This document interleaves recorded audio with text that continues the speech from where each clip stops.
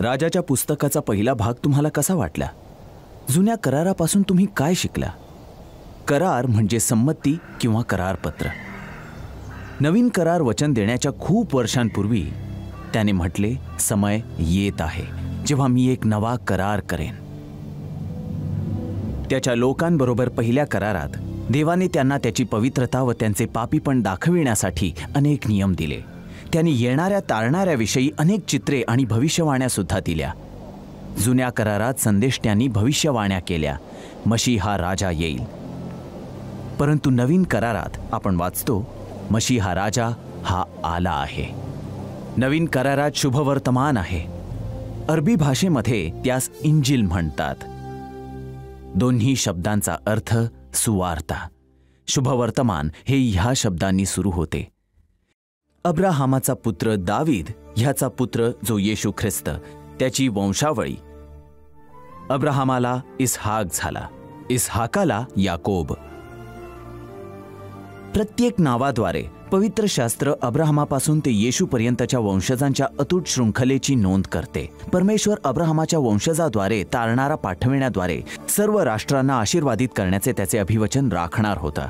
नवीन करारात 4 शुभवर्तमानाची पुस्तके आहेत. 4 का? केवळ एकच का नाही? जुन्या करारात देवाने मोशेला म्हटले, 2 किंवा 3 साक्षीदारांच्या साक्षीनेच कोणताही आरोप शाबित व्हावा. त्याची कथा व संदेश निश्चित करण्यासाठी देवाने केवळ 2 किंवा 3 निवडले नाही, परंतु 4 लोकांना की मशीहाच्या जीवनाविषयी 4 वेगळे वृत्तांत लिहावे. त्यांची नावे मत्तय, मार्क, लूक व योहान आहेत. ज्याप्रमाणे 4 बातमीदार एकाच घटनेचे वृत्तांत लिहितात, प्रत्येक तीच कथा सांगतो, परंतु 4 वेगळ्या दृष्टिकोनातून. नवीन करारात एकंदर 27 पुस्तके आहेत. प्रेषितांची कृत्य पुस्तक लूकद्वारे लिहिले गेले आहे. ते मशीहाने त्याचे सेवाकार्य पूर्ण केल्यावर काय घडले ते सांगते. देवाने पौल, पूर्वीचा एक आतंकवादी, याकोब व यहुदा, येशूचे सावत्र बंधू, आणि पेत्र व योहान, मासे धरणारे, यांना प्रेरित केले की उरलेला नवीन करार लिहून काढावा. प्रत्येक पुस्तक जे सर्वजण त्यास प्रेम करतात त्यांच्यासाठी राजा व त्याच्या योजनेविषयी अधिक आणि अधिक प्रकट करतात. येथे आता त्याची उरलेली कथा आहे.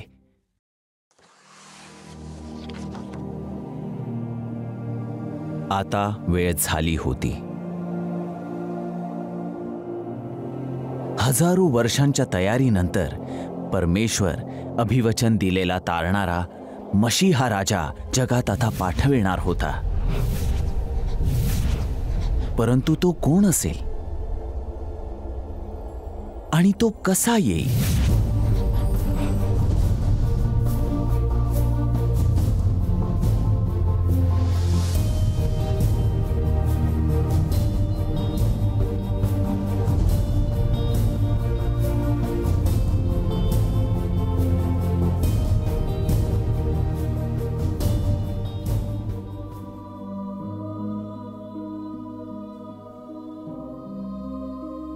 यहुदा प्रदेशच्या हेरोद राजाच्या समयी देवाने नासरेत गालिलमधील एका नगरास एक कुमारी, जी एक मनुष्य ज्याचे नाव योसेफला वाग्दत्त झाली होती, जो दाविदाचा वंशज होता, तिच्याकडे देवदूत गब्रिएलला पाठवले. त्या कुमारीचे नाव मरिया होते.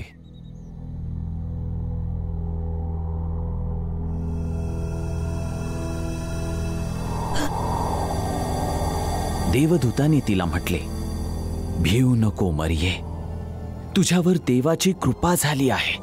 तू गरोदर राहशील व तुला पुत्र होईल. त्याचे नाव येशू ठेव.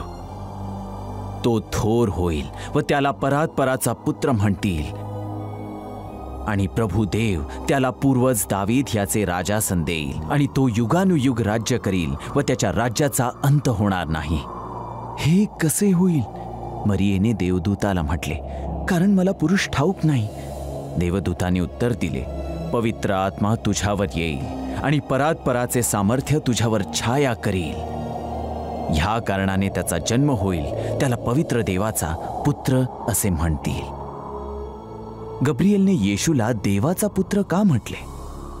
काही लोक विचार करतात ह्या शब्दाचा अर्थ हा आहे की देवाने एक पत्नी घेतली आणि एका पुत्राला जन्म दिला. तोच काय तो याचा अर्थ नाही. जर तुम्ही आफ्रिका खंडातून असाल तर काही कदाचित तुम्हाला आफ्रिकेचा पुत्र असे म्हणतील. याचा अर्थ हा होतो काय की आफ्रिकाने विवाह केला आणि त्याचा एक पुत्र झाला? नाही, याचा अर्थ तुम्ही आफ्रिकेहून येता. मशीहाला देवाचा पुत्र म्हटले आहे कारण तो देवापासून आला. तो आदामाच्या पापाने वाईट झालेल्या कुटुंबात आला, परंतु त्यापासून त्याचा उगम झाला नाही. तोच प्रारंभापासून शब्द, जीव व देवाचा पुत्र आहे. प्रारंभामध्ये शब्द अगोदरपासून अस्तित्वात होता. तो देवाबरोबर होता आणि तो देव होता. तोच प्रारंभी देवासह होता. त्याच्याद्वारे सर्व झाले आणि झाले असे काहीच त्याज वाचून झाले नाही. शब्द देही झाला आणि कृपा व सत्य यांनी परिपूर्ण असून त्याने आम्हामध्ये वस्ती केली. आम्ही त्याचे गौरव पाहिले. ते गौरव पित्यापासून आलेल्या एकुलत्या एकाचे असावे असे होते. आदामाने मनाई केलेले फळ खाल्ले त्या दिवशी देवाने दिलेले आश्वासन तुम्हाला आठवते काय? देवाने घोषणा केली की स्त्रीचे वंशज सर्पाचे डोके ठेचेल.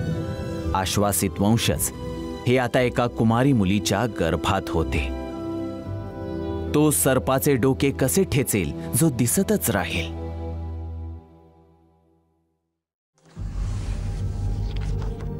नासरेत उत्तरीय पॅलेस्टाईन सीमेवरील एका नगरामध्ये राहणारा एक सुतार योसेफशी मरिया विवाहबद्ध झाली होती. मरिया व जोसेफ हे दोघेही यहुदी होते. त्यांची वंशावळी राजा दावीद आणि अब्राहमापर्यंत जात होती. योसेफ हा एक मुकुटमंडित राजकुमार असू शकला असता, परंतु त्याचा प्रदेश हा रोमनद्वारे शासित होता. रोमन सैनिक रस्त्यावर पहारा ठेवून होते. यहुदी ज्यांच्या राजद्रोहाची शंका केली जात होती त्यांना अटक केली जात व वधस्तंभी मारले जात होते. कर वसूल करणारे लोकांना लुटत होते. जीवन हे कटुमय होते. परंतु योसेफ हा उल्लसित होता. लवकरच तो मरियेस त्याची पत्नी म्हणून घेणार होता. त्याने एक ठिकाण तयार करण्यासाठी परिश्रम घेतले जेथे ते विवाहानंतर एकत्र राहू शकणार होते. मग एके दिवशी त्याने एक धक्कादायक बातमी ऐकली. मरिया गर्भवती आहे. योसेफला कसे वाटले असा तुम्ही विचार करता? असे दिसते की मरिया ही त्याच्याबरोबर अविश्वासू होती. योसेफला मनस्ताप झाला, परंतु योग्य गोष्ट करावी असे त्यास पाहिजे होते. म्हणून त्याने मागणी गुपचूप मोडण्याचा निर्णय घेतला, कारण त्याला मरियेस लज्जित करावयाचे नव्हते. जेव्हा त्याने असा विचार केला तो गाढ झोपी गेला आणि प्रभूचा दूत त्या स्वप्नात प्रगट झाला. योसेफ, दाविदाच्या पुत्रा, देवदूताने म्हटले, तू आपली स्त्री मरिया हिचा स्वीकार करावयाला भिवू नको, कारण तिच्या ठाई जो गर्भ आहे तो पवित्र आत्म्यापासून आहे. आणि तू त्याचे नाव येशू ठेव, कारण तोच आपल्या लोकांस त्यांच्या पापांपासून तारेल. हे सर्व यासाठी झाले की प्रभूने संदेष्टांच्याद्वारे जे सांगितले होते ते पूर्ण व्हावे. ते असे की, पहा, कुमारी गर्भवती होऊन पुत्र प्रसवेल व त्याला इम्मानुएल म्हणतील. या नावाचा अर्थ आम्हा बरोबर देव. योसेफाचा शोक आनंदात बदलला. काय हा सन्मान! मरिया ही अभिवचन दिलेल्या मशीहाची आई होणार आणि तो योसेफ हा बाळाचा कायदेशीर पालक होणार. पवित्र मशीहाला एक मानवी आई असणार, परंतु मानवी पिता असणार नाही. त्याचे नाव हे येशू असेल. या नावाचा अर्थ प्रभू तारण करतो किंवा सरळपणे तारणारा. झोपेतून उठल्यावर योसेफाने त्याला प्रभूच्या दूताने आज्ञा दिल्याप्रमाणे केले. त्याने आपल्या स्त्रीचा स्वीकार केला, तरी ती पुत्र प्रसवेपर्यंत त्याची व तिची ओळख झाली नव्हती. त्याने त्याचे नाव येशू ठेविले. या सर्व गोष्टीमध्ये देवाचा हात होता.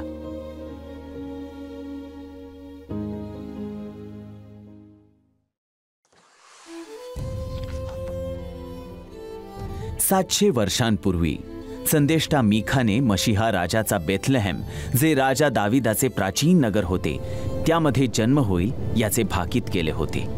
परंतु तेथे एक समस्या होती. मरिया व जोसेफ हे नासरेथमध्ये राहत होते, उत्तरेकडे 3 दिवसांच्या प्रवास अंतरापर्यंत. पवित्र शास्त्र हे कसे पूर्ण होईल? देवाला सर्व काही नियंत्रणात होते.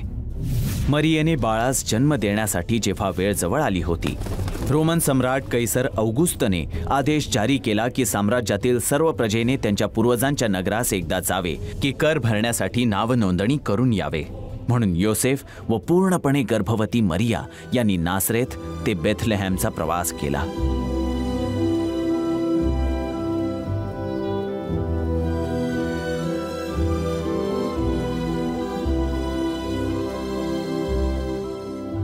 जेव्हा ते तेथे होते, बाळाचा जन्म होण्याची वेळ आली आणि तिने तिच्या प्रथम बाळाला, एका पुत्राला जन्म दिला. तिने त्याला बाळंत्याने गुंडाळून गव्हाणीत निजविले, कारण त्यास उतार शाळेत जागा नव्हती. तेथे बेथलेहेममध्ये थकलेल्या प्रवाशांमुळे अत्यंत गजबज झाली होती. नगरात कर भरण्यास नाव नोंदणी करण्यास तेथे स्त्रीकडून अभिवचन असलेल्या वंशजाचा जन्म झाला. शुभवर्तमान त्या घटनेची नोंद अचूकपणे करते. ती आपला प्रथम पुत्र प्रसवली. आईच्या बाजूने बाळ हे मरियेचा नवीन जन्मलेला पुत्र होता, परंतु त्याच्या पित्याच्या बाजूने तो देवाचा सार्वकालिक पुत्र होता. तोच शब्द ज्याद्वारे देवाने जग निर्माण केले, तीच वाणी अग्निमय सिनाय पर्वतावरून गरजली होती, ती आता बाळाच्या हळुवार रडण्याने ऐकली जाऊ शकत होती. आणि तो कोठे जन्मला? राजवाड्यात नाही, दवाखान्यात नाही, एखाद्या उतार शाळेत सुद्धा नाही. स्वर्गाकडील राजा हा तेथे जन्मला, जेथे लहान कोकरे जन्म घेतात. गोठ्यामध्ये चारा ठेवण्याची कुंडी त्याचा बिछाना होता. हा देवाच्या योजनेचा सर्व भाग होता. आपल्या प्रभू येशू ख्रिस्ताची कृपा तुम्हाला माहीत आहे. तो धनवान असता तुम्हाकरिता दरिद्री झाला, यासाठी की त्याच्या दारिद्र्याने तुम्ही धनवान व्हावे. परंतु त्याच्या पुत्राच्या आगमनाच्या सन्मानासाठी काही प्रकारचा उत्सव परमेश्वर आयोजित करू शकत नव्हता काय? तो करू शकला असता.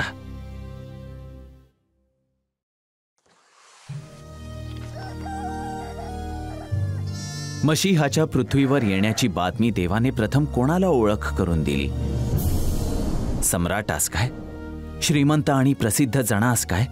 धार्मिक पुढाऱ्यास काय? नाही. रोमांचक बातमी प्रथम ज्यांनी प्राप्त केली ते गरीब मेंढपाळ होते. पुरुष जे कोकरे पालन करीत होते की यरुशलेममध्ये मंदिराच्या वेदीवर बलिदान करावेत. शेतामध्ये राहणारे ते मेंढपाळ होते. रात्रीच्या वेळी त्यांच्या कळपांवर लक्ष ठेवून होते. प्रभूचा दूत त्यांना प्रगट झाला आणि परमेश्वराचे तेज त्यांच्या भोवती प्रकाशले आणि ते भयभीत झाले. तेव्हा देवदूत त्यांस म्हणाला, भिऊ नका, कारण पहा, जो मोठा आनंद सर्व लोकांस होणार आहे त्याची सुवार्ता मी तुम्हास सांगतो. ती ही की तुम्हासाठी आज दाविदाच्या गावात तारणारा जन्मला आहे. तो ख्रिस्त प्रभू आहे. आणि तुम्हास खूण हीच की बाळंत्याने गुंडाळलेले व गव्हाणीत निजविलेले असे बालक तुम्हास आढळेल. इतक्यात अकस्मात स्वर्गातील सैन्याचा समुदाय त्या देवदूताजवळ प्रगट झाला. ते देवाची स्तुती करीत म्हणाले, ऊर्ध्वलोकी देवाला गौरव आणि पृथ्वीवर मनुष्यात शांती, त्यांवर त्याचा प्रसाद झाला आहे.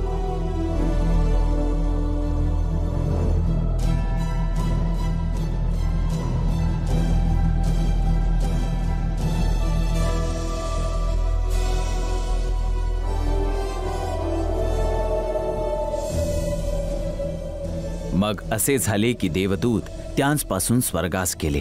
तेव्हा मेंढपाळ एकमेकांस म्हणाले, चला आपण बेथलेहेमापर्यंत जाऊ व झालेली जी ही गोष्ट प्रभूने आपल्यापर्यंत कळविली ती पाहू. तेव्हा ते घाईघाईने गेले. तो मरिया, योसेफ व गव्हाणीत निजविलेले बालक ही त्यास आढळली. त्यांनी त्यास पाहिल्यावर त्या बालकाविषयी देवदूताने जी गोष्ट त्यास सांगितली होती ती त्यांनी कळविली. मग सर्व ऐकणाऱ्यांनी त्या मेंढपाळांनी सांगितलेल्या गोष्टींविषयी आश्चर्य केले. काय ती गोष्ट जी मेंढपाळांना सांगावयाची होती? तारणारा जन्मला आहे, आम्ही त्यास पाहिले आहे, आम्ही त्यास स्पर्श केला आहे. देवदूतांनी आम्हाला सांगितले की तो ख्रिस्त प्रभू आहे.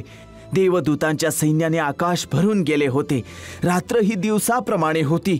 मशीहा हा आला आहे, तो येथे आहे, तो येथे आहे.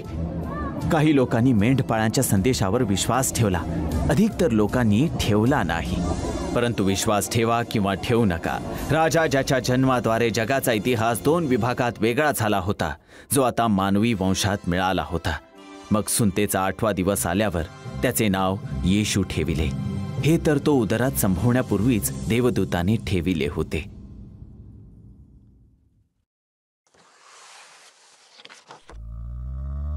गव्हाणीत येशूचा जन्म झाल्यावर योसेफाने त्याच्या कुटुंबासाठी राहण्याची योग्य व्यवस्था केली.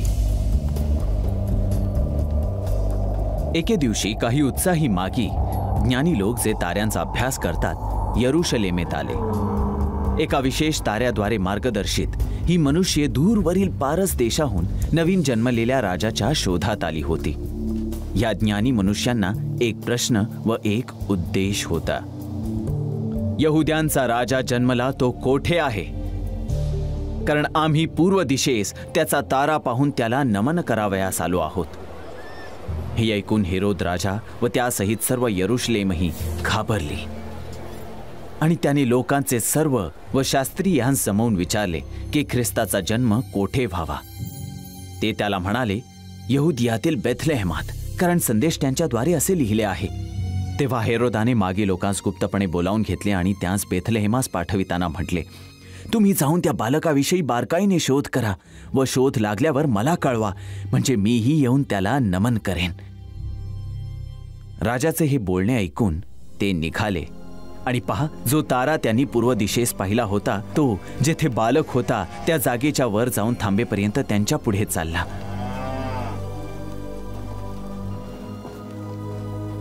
तो तारा पाहून त्यास अतिशय आनंद झाला.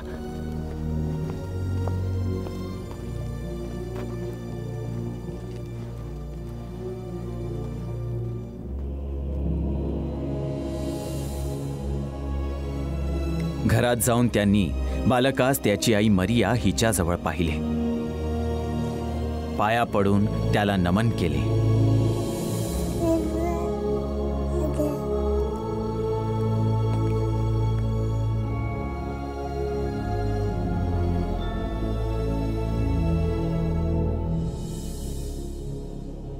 आणि आपल्या द्रव्यांच्या थैल्या सोडून सोने, ऊद व गंधरस ही दाने त्याला अर्पिली. मग हेरोदाकडे परत जाऊ नये अशी त्यास स्वप्नात सूचना झाल्यामुळे ते दुसऱ्या मार्गाने स्वदेशास गेले. ते गेल्यावर पहा, प्रभूचा दूत योसेफास स्वप्नात दर्शन देऊन म्हणाला, उठ, बालक व त्याची आई यास घेऊन मिसर देशास पळून जा, आणि मी तुला तेथून जाण्यास सांगेन तोपर्यंत तेथे ऐस, कारण बालकाचा घात करावयास हेरोद त्याचा शोध करणार आहे. हेरोदाने बालकाचा खून करण्याचा प्रयत्न केला. यरुशलेम येथील लोकांनी त्याच्याकडे दुर्लक्ष केले, परंतु मागी ज्यांनी रखरखीत रान पार केले की त्यास शोधावे, त्याची उपासना करावी, आणि त्यांनी राजाला बक्षिसे दिली. सोने, ऊद, गंधरस. गंधरस का? ह्या ज्ञानी लोकांना ठाऊक होते काय की येशू मरण्यासाठी जन्मला आहे?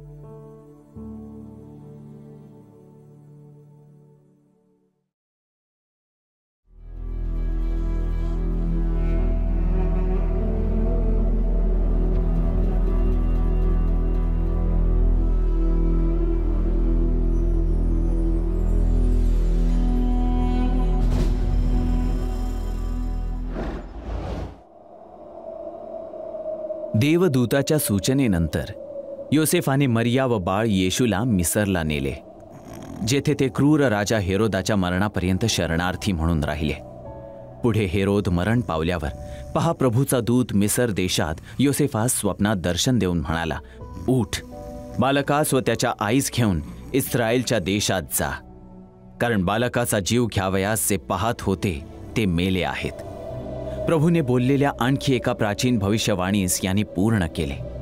त्याला मी आपला पुत्र म्हणून मिसरातून बोलाविले आहे.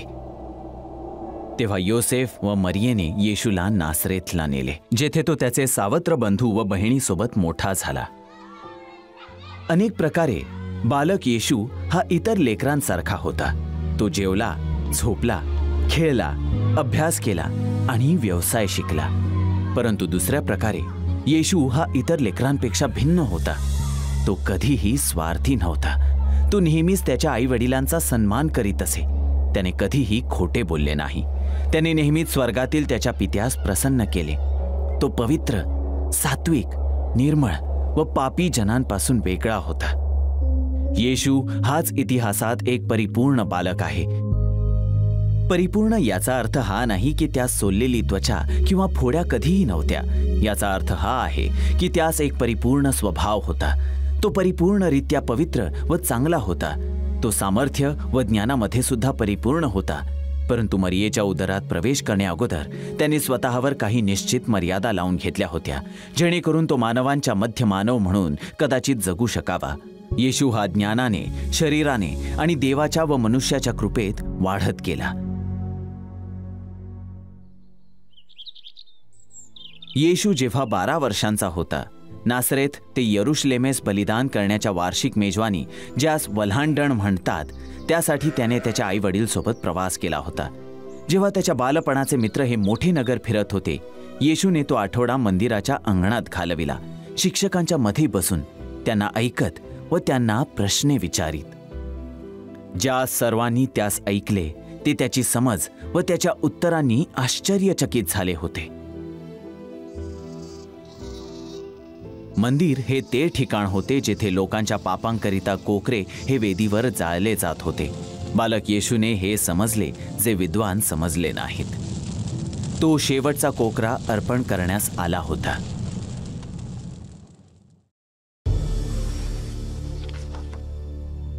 बेथलेहेममध्ये येशूच्या जन्मापासून आता 30 वर्ष होऊन गेली होती. कैसर औगुस्त हा मरण पावलेला होता. त्याचा सावत्र पुत्र कैसर तैबिरियसने रोमन साम्राज्यावर शासन केले. हेरोद अंतिपासने गालिलमध्ये शासन केले. पंत पिलातने यहुदा प्रदेशमध्ये राज्यपाल म्हणून शासन केले आणि एक नवीन संदेष्टा हा पॅलेस्टाईनमध्ये प्रचार करीत होता. त्या दिवसात योहान बाप्तिस्मा देणारा आला. यहुदाच्या रानात प्रचार करीत आणि म्हणत, पश्चाताप करा, कारण स्वर्गाचे राज्य जवळ आले आहे. हा तो होता ज्याविषयी संदेष्टा यशयाद्वारे म्हटले गेले होते. अरण्यात घोषणा करणाऱ्याची वाणी झाली की प्रभूचा मार्ग नीट करा. योहानाचे वस्त्र उंटाच्या केसांचे होते. त्याच्या कमरेस कातड्याचा कमरबंद होता आणि त्याचा आहार टोळ व रानमध होता. ज्या वेळेस त्याच्या वेळचे लोक तलम वस्त्रे घालीत होते व उत्तम अन्न खात होते, योहान साधेपणे जगला. तो सेवाकार्य पूर्ण करणारा मनुष्य होता. योहान हा राजाचा अग्रदूत होता.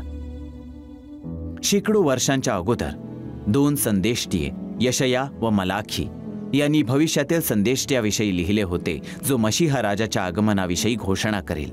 योहान हा तो संदेष्टा होता.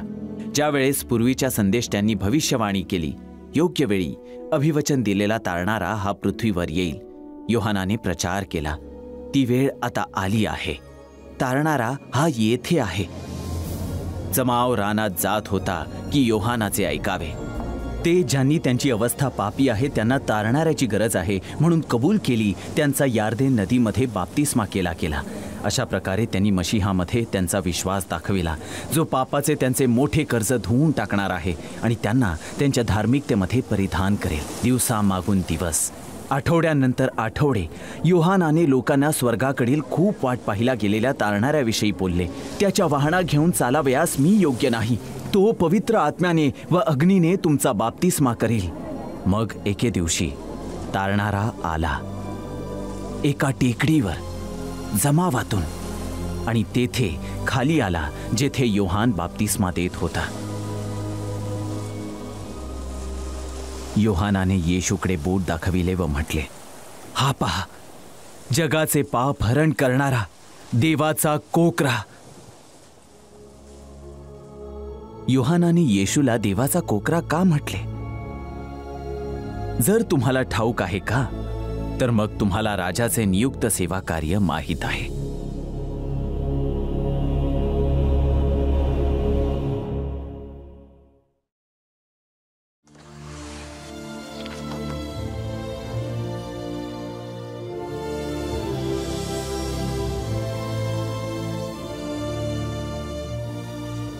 येशूने योहानास सांगितले की त्याचा बाप्तिस्मा करावा.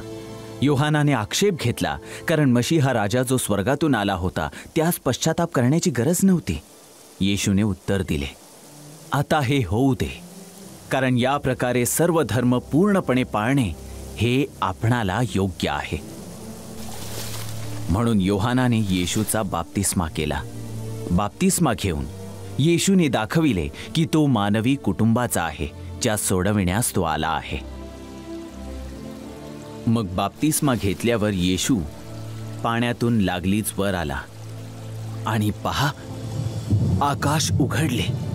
तेव्हा त्याने देवाचा आत्मा कबुतरासारखा उतरताना व आपणावर येताना पाहिला. आणि पहा, अशी आकाशवाणी झाली की हा माझा पुत्र, मला परमप्रिय, याचवर मी संतुष्ट आहे. जसे सृष्टी निर्माण करण्याच्या पहिल्या दिवशी देवाची जटिल ऐक्यता ही पुन्हा प्रकट झाली. देवाने सुद्धा त्याचा आत्मा आणि त्याचा शब्द म्हणून एकत्र काम केले की जग निर्माण करावे. म्हणून आता ते एकत्र कार्य करतील की त्याचा बचाव करावा. आपण पाहतो की देवाचा आत्मा जो प्रारंभी पाण्यावर तळपत होता, येशू वर आला. आपण देवाच्या पुत्राला पाहतो, शब्द ज्याने जग निर्माण केले, जो पाण्यातून वर आला. आपण ऐकतो पिता स्वर्गातून बोलत आहे. मागील 30 वर्षे येशू एकांतात राहिला होता, लोकांच्या नजरेपासून दूर. परंतु स्वर्गातील त्याच्या पित्याने त्याचे प्रत्येक विचार, शब्द व कृती याकडे लक्ष दिले होते. आणि देवाचा त्याच्या पुत्राच्या जीवनावर काय निकाल होता? याचवर मी संतुष्ट आहे. संपूर्ण मानवी इतिहासात येशू हाच एकमेव आहे ज्याने देवाला ज्याची गरज आहे ते सर्व काही केले. सर्व काही, नेहमीच, परिपूर्णपणे. येशूने ते केले जे आदाम करण्यात चुकला होता, देवाची प्रतिमा प्रतिबिंबित करावी. परंतु त्यास प्रतिबिंबित करण्यापेक्षा येशूने अधिक केले. तो तेच होता. देव प्राचीन काळी अंशांनी व प्रकारांनी आपल्या पूर्वजांशी संदेश त्यांच्याद्वारे बोलला. तो या काळाच्या शेवटी आपल्याशी पुत्राच्या द्वारे बोलला आहे. त्याने त्याला सर्वांचा वारीस करून ठेविले आणि त्याच्याद्वारे त्याने विश्व उत्पन्न केले. हा त्याच्या गौरवाचे तेज व त्याच्या तत्वाचे प्रतिरूप आहे. आपल्या सामर्थ्याच्या शब्दाने विश्वाधार असून यात आश्चर्य नाही की येशू नंतर असे म्हणेल, मी आणि पिता एक आहोत. येशू हा परिपूर्ण पुत्र आहे.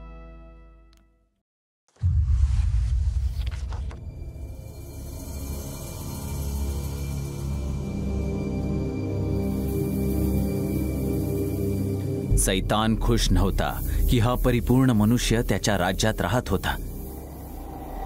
परंतु सैतानाकडे एक योजना होती. जसे त्याने पहिल्या मनुष्याला पाप करण्यास परीक्षेत टाकले होते, म्हणून आता तो ह्या मनुष्याने सुद्धा पाप करावे म्हणून प्रयत्न करेल. सैतानाला पाहिजे होते की येशूला त्याच्या नियंत्रणात आणावे, जसे त्याने आदामाला त्याच्या नियंत्रणात आणले होते. जर देवाच्या पुत्राला पाप करण्यास मोहात पाडले तर मग तो लोकांना त्यांच्या पापांपासून तारण करण्यास पात्र होणार नाही. तेव्हा सैतानाकडून येशूची परीक्षा व्हावी म्हणून आत्म्याने त्याला रानात नेले. मग तो 40 दिवस व 40 रात्री उपाशी राहिल्यानंतर त्याला भूक लागली. तेव्हा परीक्षक त्याजवळ येऊन म्हणाला, तू देवाचा पुत्र असलास तर या धोंड्यांच्या भाकरी व्हाव्या अशी आज्ञा कर. येशू भुकेला होता, परंतु त्याने सैतानाची आज्ञा पाळली नाही. तो त्याच्या पित्याच्या इच्छेच्या बाहेर कार्य करीत नसे. तो त्याचे अमर्यादित सामर्थ्य वापरीत नसे की मानवी इच्छेचे समाधान करावे. वाईटास तोंड देण्यासाठी येशूने मोशेच्या तोरहपासून संदर्भ दिला. मनुष्य केवळ भाकरीने नाही तर देवाच्या मुखातून निघणाऱ्या प्रत्येक वचनाने जगेल असे लिहिले आहे. त्याच्या मूर्ख गर्वात सैतानाने पवित्र जनास पुन्हा एकदा मोहात पाडण्याचा प्रयत्न केला. नंतर सैतानाने त्याला एका मोठ्या उंच डोंगरावर नेऊन जगातील सर्व राज्ये व त्यांचे वैभव त्याला दाखविले आणि त्याला म्हटले, तू पाया पडून मला नमन करशील तर मी हे सर्व तुला देईन. जेव्हा आदामाने पाप केले, मानव जातीने पृथ्वीवर राज्य करण्याचा हक्क गमाविला होता. सैतानाने जगाची सत्ता चोरली होती. त्याने स्वतःला त्याचा राजा असे केले होते. आता गौरवाचा राजा पृथ्वीवर होता की ती सत्ता पुन्हा घ्यावी, परंतु तो ते त्याच्या समोर नमन करण्याद्वारे करणार नव्हता, ज्यास ठेचण्यास तो आला होता. येशूने त्यास म्हटले, अरे सैताना, निघून जा, कारण प्रभू तुझा देव याला नमन कर व केवळ त्याचीच उपासना कर. शेवटी सैतान येशूला सोडून निघून गेला. सैतानाने त्याच्यासारखे कोणाला कधीही मोहात पाडले नव्हते. एक मनुष्य ज्यास पाप करण्याची इच्छा किंवा क्षमता नव्हती. येशू आदाम व त्याच्या वंशजांपासून भिन्न होता. पहिला मनुष्य हा पृथ्वीच्या मातीपासून होता. दुसरा मनुष्य हा स्वर्गातून होता. आदाम हा पहिला परिपूर्ण मनुष्य होता. येशू हा दुसरा परिपूर्ण मनुष्य होता. जेव्हा सैतानाने आदामाला पाप करण्यास मोहात पाडले, आदाम पराजित झाला व सैतान जिंकला. जेव्हा सैतानाने येशूला पापात आणण्याचा प्रयत्न केला, सैतान पराजित झाला व येशू जिंकला. पहिल्या मनुष्याने आपल्याला पाप व मृत्यूच्या सैतानाच्या राज्यात नेले. दुसरा मनुष्य आला की आपल्याला त्यातून बाहेर काढावे.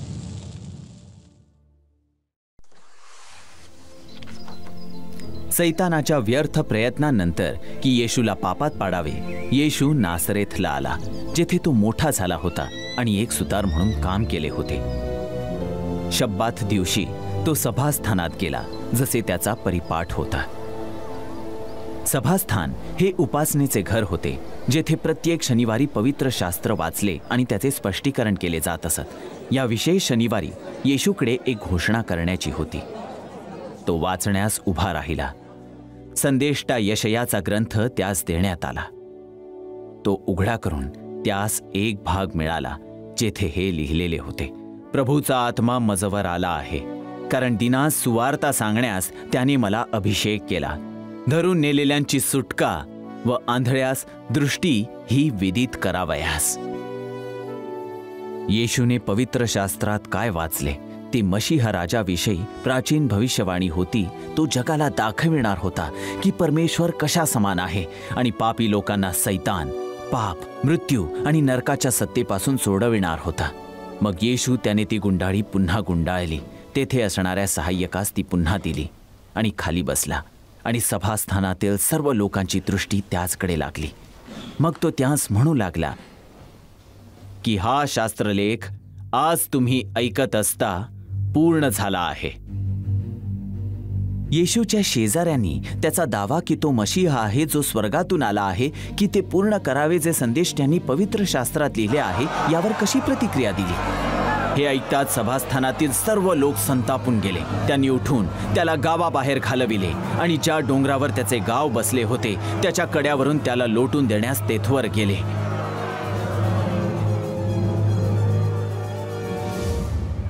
पण तो त्यांच्यामधून निघून चालता झाला. येशूकडे सत्ता होती. आदामाच्या पापाने संसर्गित आणि मरणाऱ्या वंशजांसारखे नाही. मशीहा राजा जो परमेश्वराद्वारे अभिषिक्त होता, तो परिपूर्णपणे नियंत्रण ठेवून होता. त्याने परवानगी दिल्याशिवाय त्यास कोणीही स्पर्श करू शकत नव्हता, पण तो त्यांना स्पर्श करत होता.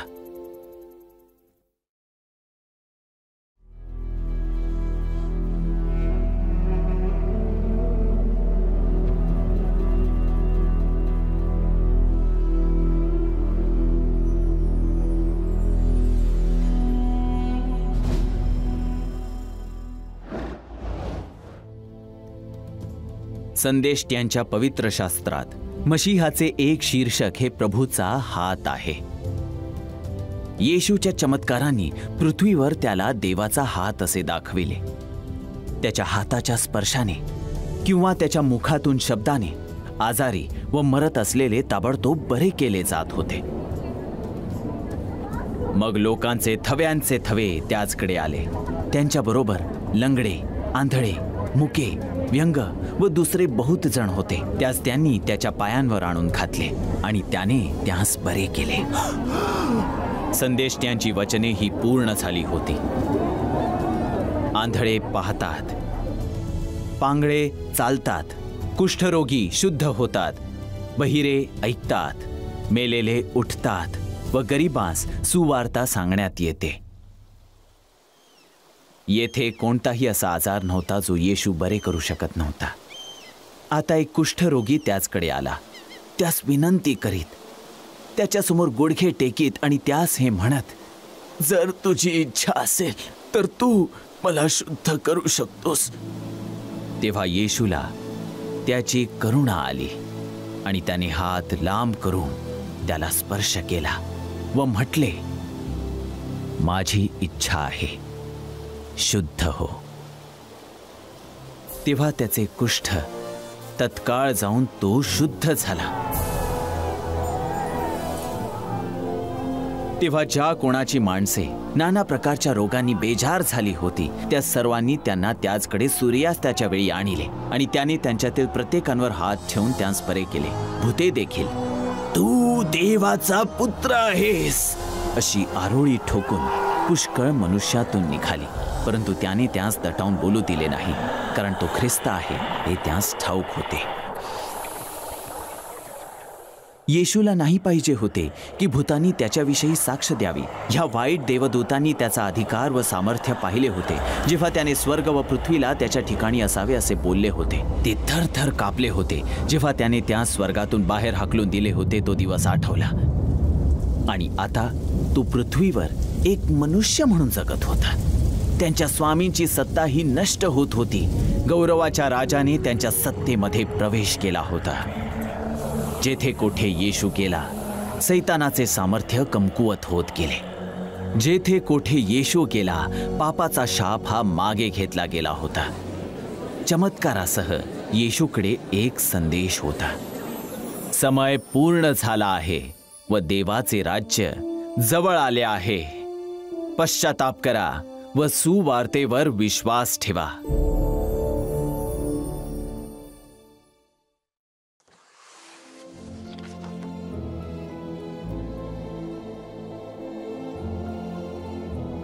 येशूने 12 मनुष्य निवडली की त्याच्याबरोबर प्रवास करावा आणि त्याच्याकडून शिकावे. तसेच त्याच्या मागे अनेक स्त्रिया चालत होत्या. त्या येशूला व त्याच्या शिष्यांना अन्न व पैसे देण्याद्वारे सहाय्य करीत होत्या. ते जे त्याच्यामध्ये विश्वास ठेवित होते, येशूचे पाचारण हे सरळ होते, माझ्या मागे या. जो माझ्यापेक्षा बापावर किंवा आईवर अधिक प्रीती करीतो तो मला योग्य नाही. जो माझ्यापेक्षा मुलावर किंवा मुलीवर अधिक प्रीती करीतो तो मला योग्य नाही. कारण त्याचे अनेक शिष्य हे मासे धरणारे होते. येशू नेहमी त्याच्या दिवसाची शेवट गालिल समुद्राच्या ठिकाणी घालवित होता. लोक त्याच्याकडे जवळ व दूरवरून येत होते. पुन्हा एकदा तो सरोवराच्या काठी शिक्षण देऊ लागला आणि त्याच्याजवळ लोकांचा एवढा मोठा समुदाय जमला की तो सरोवरात एका मजव्यावर चढून बसला आणि सर्व लोक सरोवराच्या काठी भूमीवर होते. एक दिवस शिकविल्यावर येशूने त्याच्या शिष्यांना म्हटले, चला आपण पलीकडे जाऊ. तो अगोदरच मजव्यावर होता म्हणून त्यांनी सुरुवात केली. जमावास मागे सोडले. नंतर मोठे वादळ आले व लाटा मजव्यावर अशा उसळल्या की तो भरू लागला.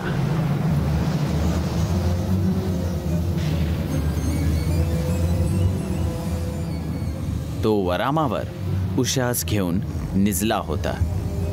तेव्हा ते त्याला उठवून म्हणाले, गुरुजी, आपण बुडतो याची आपणाला चिंता नाही काय? तेव्हा त्याने उठून वाऱ्याला दटाविले व समुद्राला म्हटले, उगा रहा, शांत हो. अचानक वारा थांबला आणि तेथे अगदी निवांत झाले. मग त्याने त्याला म्हटले, तुम्ही का घाबरला? अद्यापि तुम्हाला विश्वास नाही काय? शिष्य हे पूर्णपणे भयभीत झाले होते. हा आहे तरी कोण? वारा व समुद्र हे देखील याचे ऐकतात.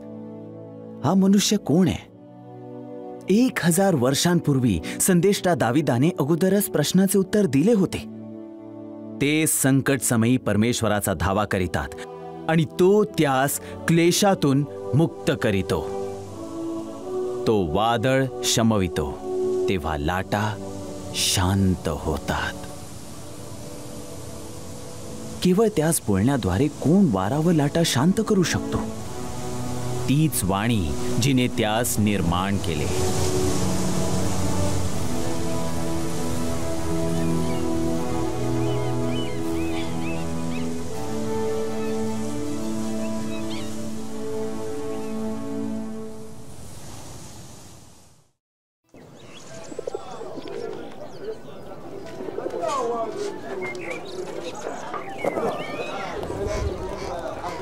एके दिवशी 4 मनुष्यांनी एका पक्षघाती मनुष्याला खाटेवर ठेवून उचलून येशू ज्या घरात होता तेथे आणले.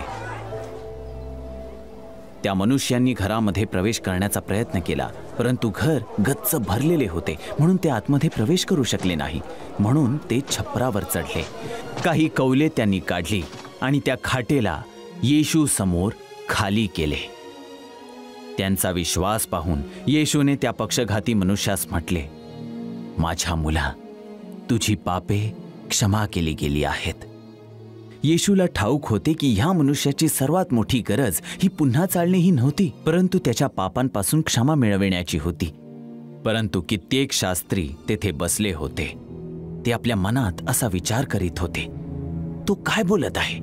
हे दुर्भाषण आहे. केवळ देव पाप्यांना क्षमा करू शकतो.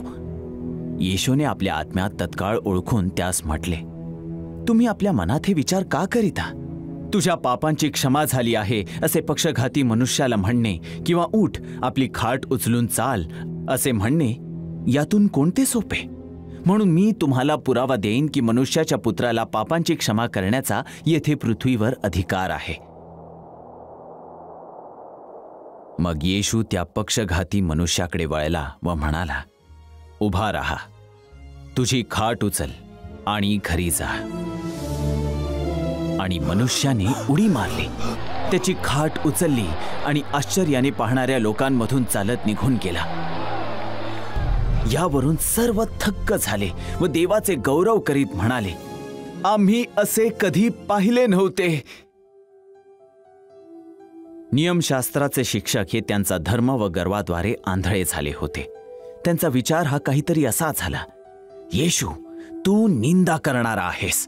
तू देवाचा अपमान करीत आहे, कारण तू पाप क्षमा करण्याचा दावा करीत आहे, परंतु हे केवळ देव करू शकतो.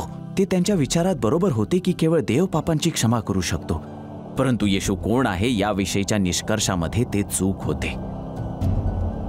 येशू कोण आहे असा तुम्ही विचार करता. त्याच्या नावाचा अर्थ तुम्हाला आठवतो काय? याचा अर्थ प्रभू तारण करतो. पॅलेस्टाईनच्या एका नगरात जेथे येशूने शिक्षण दिले, लोक ह्या निष्कर्षापर्यंत आले, आता तुझ्या बोलण्यावरूनच आम्ही विश्वास धरितो असे नाही, कारण आम्ही स्वतः श्रवण केले असून हा खचित जगाचा तारणारा आहे हे ओळखले आहे.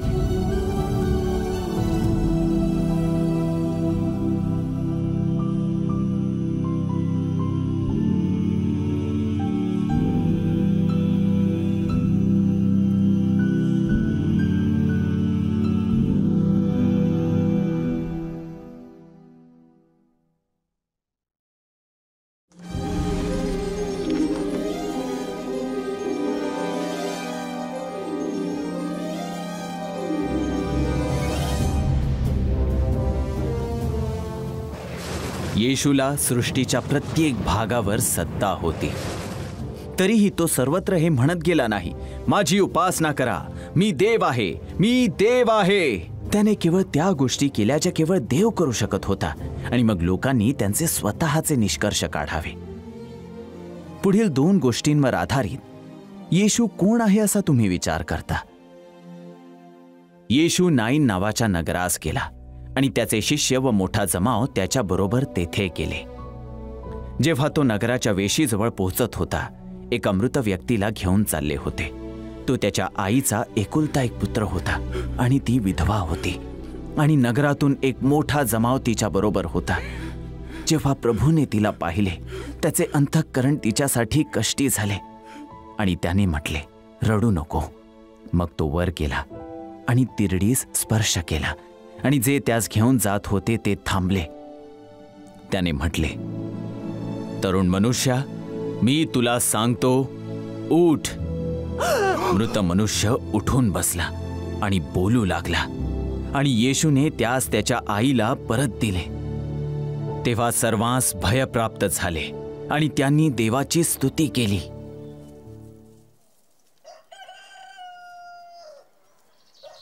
आणखी एका दिवशी येशू 2 दुःखित बहिणी मार्था व मरियेस भेटण्यास गेला. 4 दिवसा अगोदर त्यांचा भाऊ लाजर मरण पावला होता.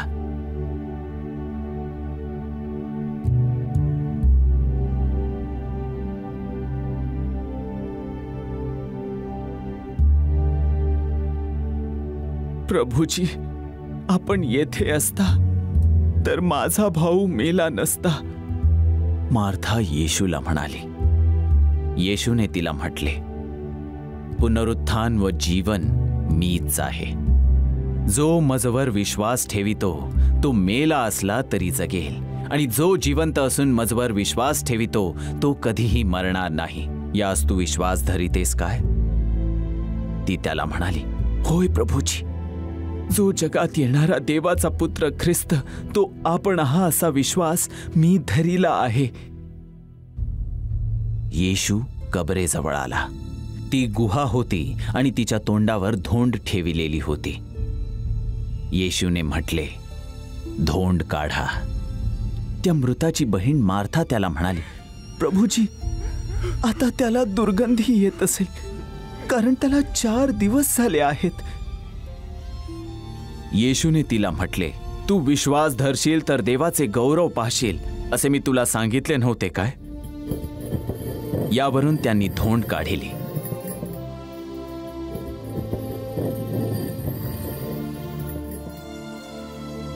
तेव्हा येशूने मोठ्याने हाक मारून म्हटले, लाजरा, बाहेर ये.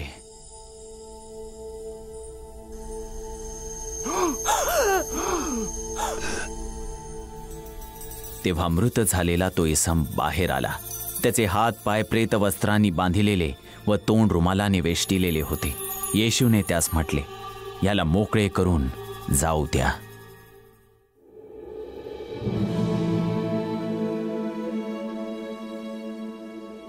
प्रभू येशू हाच इतिहासात एकमेव व्यक्ती आहे जो असे म्हणू शकतो, पुनरुत्थान व जीवन मीच आहे.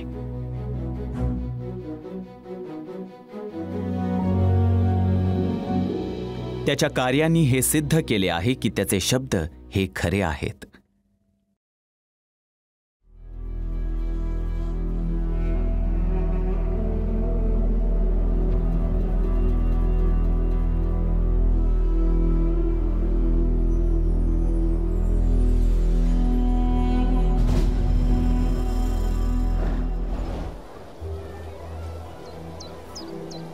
मोठा जमाव येशूभोवती असे. कधी कधी एकाच वेळी अनेक दिवस. नेहमी ते त्याच रानाच्या भागात पाहत असत जेथे तो त्याच्या शिष्यांसोबत वेळ घालवित असे. कधी कधी जमाव भुकेला असे. एका दुपारी हेच काय ते घडले, जेव्हा 5000 पेक्षा अधिक लोक गालिल समुद्राच्या पूर्वेला एका टेकडीवर जमा झाले होते. म्हणून येशूने फिलिप्प, त्याचा एक शिष्य, यास विचारले, या लोकांना खावयास देण्यासाठी आपण भाकरी कोठून विकत आणाव्या? हे तर त्याने त्याची परीक्षा पाहण्याकरिता म्हटले. आपण काय करणार हे त्याला ठाऊक होते. फिलिप्पाने उत्तर दिले, यांच्यातील एकेकाने थोडे थोडे घेतले तरी 50 रुपयांच्या भाकरी पुरणार नाहीत. मग अंद्रिया, शिमोन पेत्राचा भाऊ, बोलला, येथे एक मुलगा आहे, त्याच्याजवळ जवाच्या 5 भाकऱ्या व 2 मासळ्या आहेत, परंतु त्या इतक्याच कशा पुरणार? येशू म्हणाला, लोकास बसवा. त्या ठिकाणी पुष्कळ गवत होते. तेथे बसणाऱ्या पुरुषांची संख्या सुमारे 5000 होती. येशूने त्या भाकरी घेतल्या आणि ईशोपकार स्मरण केल्यावर बसलेल्यास वाटून दिल्या. तसेच त्या मासळ्यातूनही त्यांस पाहिजे तितके दिले,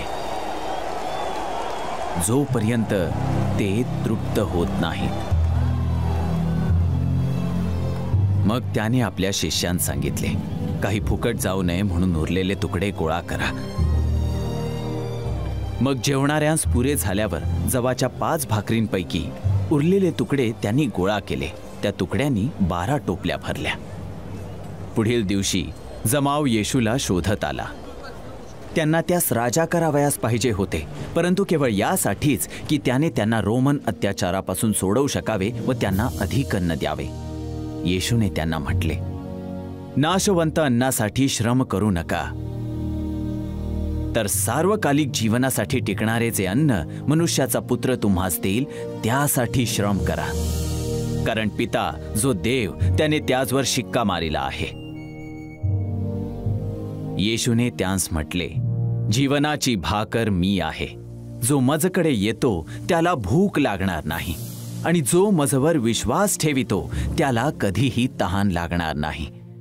अन्न तुमच्या शरीराला काही वेळाकरिता जिवंत ठेवू शकते, परंतु केवळ प्रभू येशू तुम्हाला खरे जीवन काही वेळाकरिता आणि सार्वकालिकतेसाठी देऊ शकतो.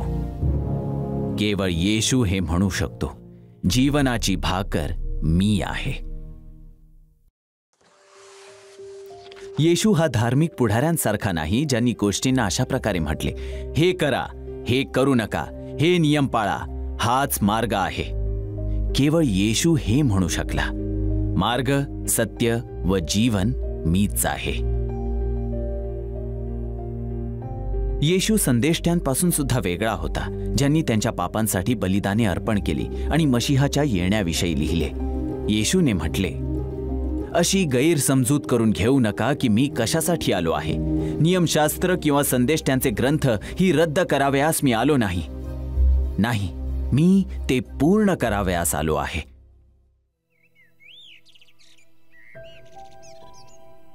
येशूने नेहमी त्याच्या शिष्यांना शिकविले की स्वर्गाच्या राज्याच्या नागरिकांनी कसे जगावे, जेणेकरून त्याच्या राजाचे चरित्र व गौरव प्रतिबिंबित करावे. आपल्या शेजाऱ्यावर प्रीती कर व आपल्या वैऱ्याचा द्वेष कर असे सांगितले होते, ते तुम्ही ऐकले आहे. मी तर तुम्हास सांगतो, तुम्ही आपल्या वैऱ्यांवर प्रीती करा आणि जे तुमचा छळ करीतात त्यांच्यासाठी प्रार्थना करा. तसेच तुम्ही प्रार्थना करीता तेव्हा ढोंग्यांसारखे होऊ नका, कारण मनुष्यांनी आपणास पाहावे म्हणून उभे राहून प्रार्थना करणे त्यांस आवडते. परंतु जेव्हा प्रार्थना कराल तेव्हा तुमच्या खोलीत जा, दरवाजा बंद करा आणि तुमच्या पित्याची प्रार्थना करा जे दिसत नाही.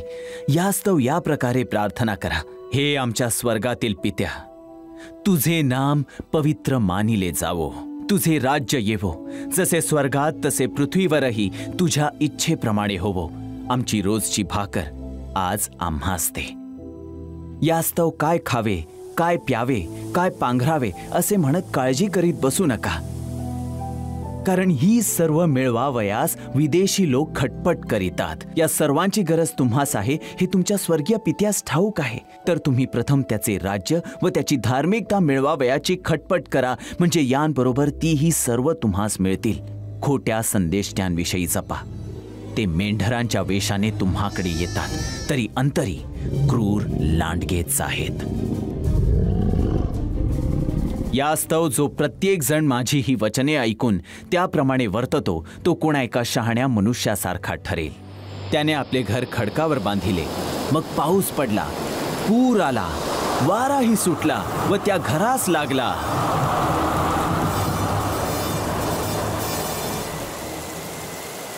तरी ते पडले नाही, कारण त्याचा पाया खडकावर घातला होता. तसेच जो प्रत्येक जण माझी ही वचने ऐकून त्याप्रमाणे वर्तत नाही तो कोणा एका मूर्ख मनुष्यासारखा ठरेल. त्याने आपले घर वाळूवर बांधिले, मग पाऊस पडला, पूर आला, वाराही सुटला व त्या घरास लागला. तेव्हा ते कोसळले व फारच जोराने पडले. स्वर्गाकडील शिक्षकासारखे कधी कोणीही बोलले नाही.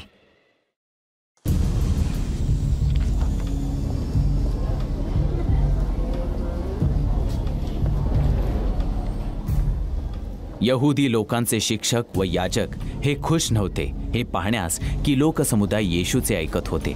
त्यांना पाहिजे होते की लोकसमुदायाने त्यांचे ऐकावे, त्याचे ऐकू नये. एके दिवशी प्रमुख याजकाने मंदिराच्या सुरक्षा अधिकाऱ्यांना पाठविले की येशूला अटक करावी, परंतु ते तसे करू शकले नाही. जेव्हा ते परत आले, याजकाने त्यांना विचारले, तुम्ही त्यास धरून का आणले नाही? सुरक्षा अधिकाऱ्यांनी उत्तर दिले, कोणी मनुष्य त्याच्यासारखा कधी बोलला नाही. संदेष्टीय सुद्धा येशू सारखे बोलले नाहीत. संदेष्टीय हे मेणबत्ती सारखे या अंधाऱ्या जगात मिणमिणत्या प्रकाशाचे किरण देणारे आहेत, परंतु मशीहा हा नीतिमत्वाचा सूर्य होता. एकदा का सूर्य उगवला तर कोणाला मेणबत्तीची गरज लागते? येशूने म्हटले, मी जगाचा प्रकाश आहे. जो मला अनुसरतो तो अंधारात चालणार नाही, तर त्याच्याजवळ जीवनाचा प्रकाश राहील. येशू हा शब्द आहे ज्याने प्रारंभी म्हटले, येथे प्रकाश हो. भौतिक व आध्यात्मिक प्रकाशाचा तो अंतिम स्रोत आहे. मशीहास त्याचे सेवा कार्य पूर्ण करण्याचा समय जेव्हा जवळ आला, त्याने त्याचे 3 शिष्य पेत्र, याकोब व योहान यांना एका उंच डोंगरावर नेले. तेव्हा त्याचे रूप त्यांच्या देखत पालटले.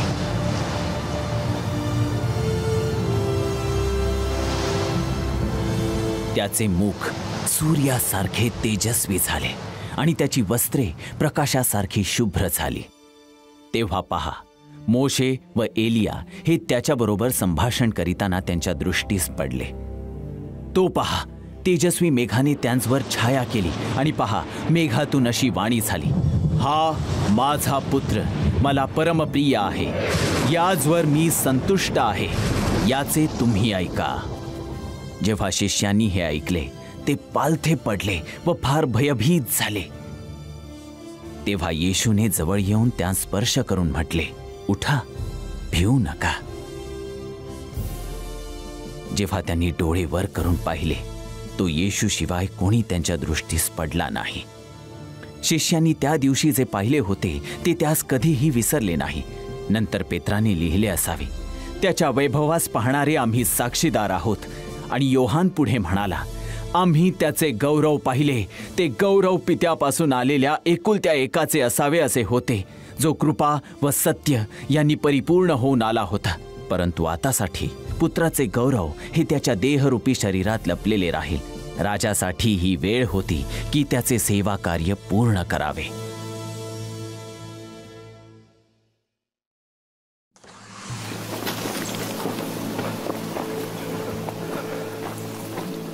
तीन वर्षे प्रभू येशू पॅलेस्टाईनमध्ये प्रवास करीत होता. तो सत्कर्मे करीत व सैतानाच्या सत्तेखाली असलेल्या सर्वांस बरे करीत फिरत असे. सामान्य लोक त्याचवर प्रीती करीत होते, परंतु यरूशलेममधील धार्मिक पुढारी त्यास जिवंत मारण्याची योजना करीत होते आणि येशूला हे ठाऊक होते. पुढे असे झाले की त्याचा वर घेतले जाण्याचा समय जवळ आला. तेव्हा त्यांनी यरूशलेमास जाण्याचा दृढ निश्चय करून तिकडे आपले तोंड वळविले. जर तुम्हाला कळले की एका दूरच्या नगरात काही दुष्ट लोकांचा गट तुम्हाला पकडणे, छळ करणे व जिवंत मारण्याची योजना करीत आहे, तर तुम्ही तेथे जाल काय? हेच काय ते येशूने केले. तेव्हापासून येशू आपल्या शिष्यांस दर्शवू लागला की मी यरूशलेमास जाऊन वडील, मुख्य याजक व शास्त्री यांच्या हातून बहुत दुःखे सोसावी, जीवे मारले जावे व तिसऱ्या दिवशी उठावे, याचे अगत्य आहे. अशा प्रकारच्या राजासाठी शिष्य शोध घेत नव्हते. वधस्तंभी दिलेला मशीहा निश्चितपणे परमेश्वर त्याच्या निवडलेल्यास अशी यातना व लज्जेने दुःख भोगू देणार नाही. म्हणून पेत्राने येशूला म्हटले, प्रभूजी, असे आपणाला कधी होणारच नाही. येशू वळला व पेत्राला म्हणाला, अरे सैताना, माझ्या पुढून निघून जा. तू मला अडखळण आहेस, कारण देवांच्या गोष्टींकडे तुझे लक्ष नाही, माणसांच्या गोष्टींकडे आहे. शिष्यांना पाहिजे होते की मशीहा राजाने रोमन ताबा नष्ट करावा आणि यरूशलेमेत एक नवीन सरकार स्थापन करावे. जेव्हा ते प्रवास करीत होते, शिष्यांनी वादविवाद केला की देवाच्या राज्यात कोणाला उच्च पद मिळेल. म्हणून येशूने त्याच्या शिष्यांना म्हटले, तुम्हामध्ये जो कोणी श्रेष्ठ होऊ पाहतो त्याने तुमचा सेवक व्हावे. ज्याप्रमाणे मनुष्याचा पुत्र सेवा करून घ्यावयास नाही, तर सेवा करावयास व बहुतांच्या खंडणीसाठी आपला जीव द्यावयास आला.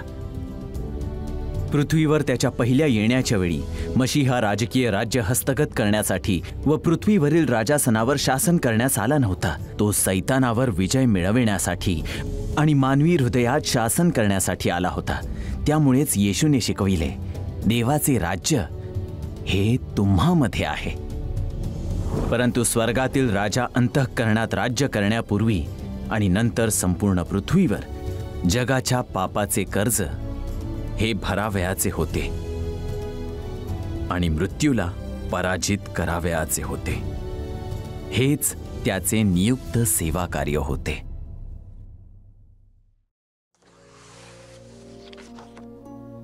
सर्व काही योजनेनुसार होत होते. जेव्हा प्रभू यरुशलेमेजवळ आला, त्याने 2 शिष्यांना जवळच पाठविले. तुम्ही समोरच्या गावात जा, तो त्यांना म्हणाला. जेव्हा तुम्ही त्यात जाता, ज्याच्यावर कोणी कधी बसले नाही असे एक शिंगरू बांधलेले तुम्हास आढळेल, ते सोडून आणा. तुम्ही ते का सोडिता असे कोणी तुम्हास विचारिले, तर प्रभूला त्याची गरज आहे असे सांगा. जेव्हा ज्यांना पाठविले होते ते तेथे गेल्यावर त्यास त्याने सांगितल्याप्रमाणे आढळले. ते शिंगरू सोडित असता त्याचे धनी त्यास म्हणाले, शिंगरू का सोडिता? तेव्हा ते म्हणाले, प्रभूला याची गरज आहे. मग त्यांनी ते येशूकडे आणले आणि आपली वस्त्रे शिंगरावर टाकून त्यावर येशूला बसविले. आणि तो पुढे चालला तसे ते आपली वस्त्रे वाटेवर पसरीत केले. तो जैतून डोंगराच्या उतरणीवर पोहोचताच सर्व शिष्य समुदाय जी महत्कृत्ये त्यांनी पाहिली होती त्या सर्वांमुळे आनंद करून उच्च स्वराने देवाची स्तुती करू लागले. प्रभूच्या नामाने येणारा राजा धन्यवादित असो. स्वर्गात शांती आणि ऊर्ध्वलोकी गौरव. तेव्हा लोकसमुदायातील कित्येक पुरुषांनी त्याला म्हटले, गुरुजी, अशा प्रकारच्या गोष्टी बोलण्यासाठी आपल्या शिष्यांस तटवा. त्याने म्हटले, मी तुम्हास सांगतो, हे उगे राहिल्यास धोंडे ओरडतील. काय हा निराळा राजांचा राजा! मशीहा राजाने राजधानीमध्ये तुतारीचा नाद व एका मोठ्या सेनेसह गोंधळ केला नाही. एखाद्या लढवय्या युद्धाच्या घोड्यावर स्वार होऊन त्याने प्रवेश केला नाही.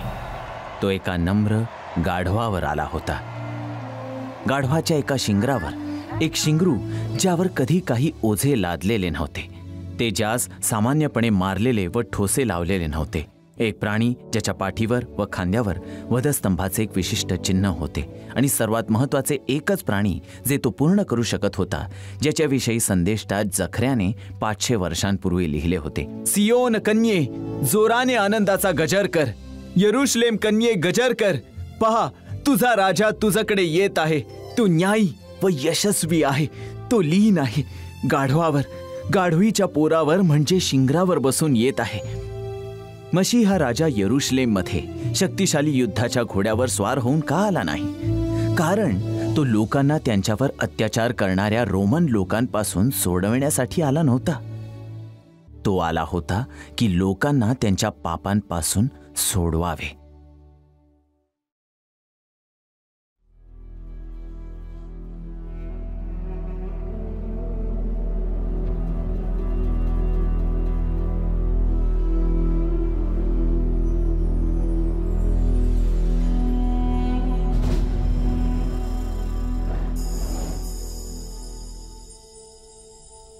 पुढील काही दिवसात येशूने मंदिरामध्ये लोकांना शिकविले, जेथे एक बालक म्हणून त्याने त्याची गहन प्रश्ने व ज्ञानी उत्तराने विद्वानांना आश्चर्यात पाडले होते. मंदिरातील पुढाऱ्यांचे आता वेगळे आचरण होते.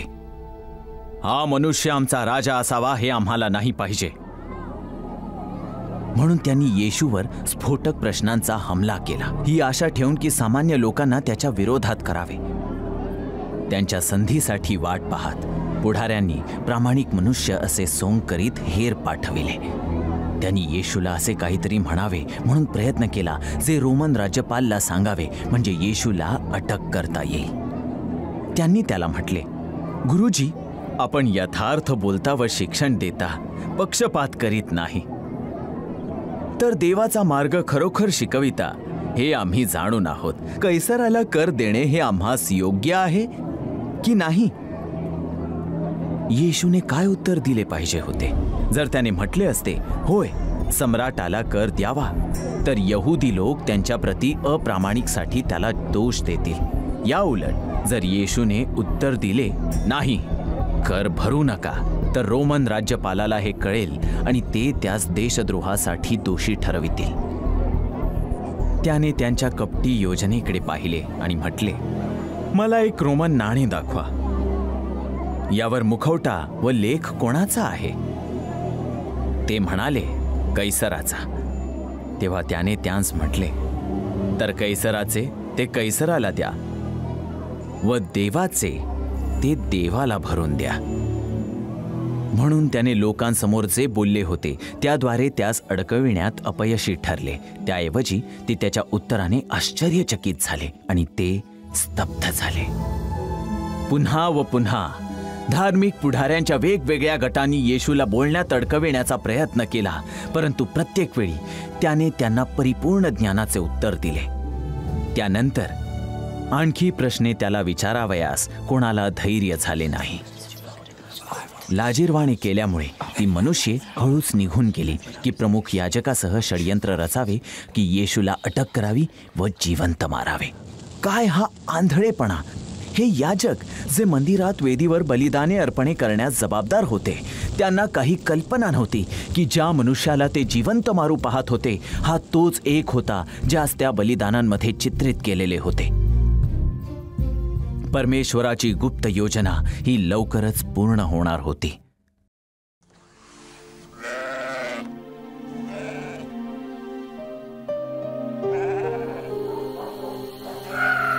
बलिदान करण्याच्या वार्षिक मेजवानीची ती संध्याकाळ होती, ज्यास वल्हांडण म्हणतात.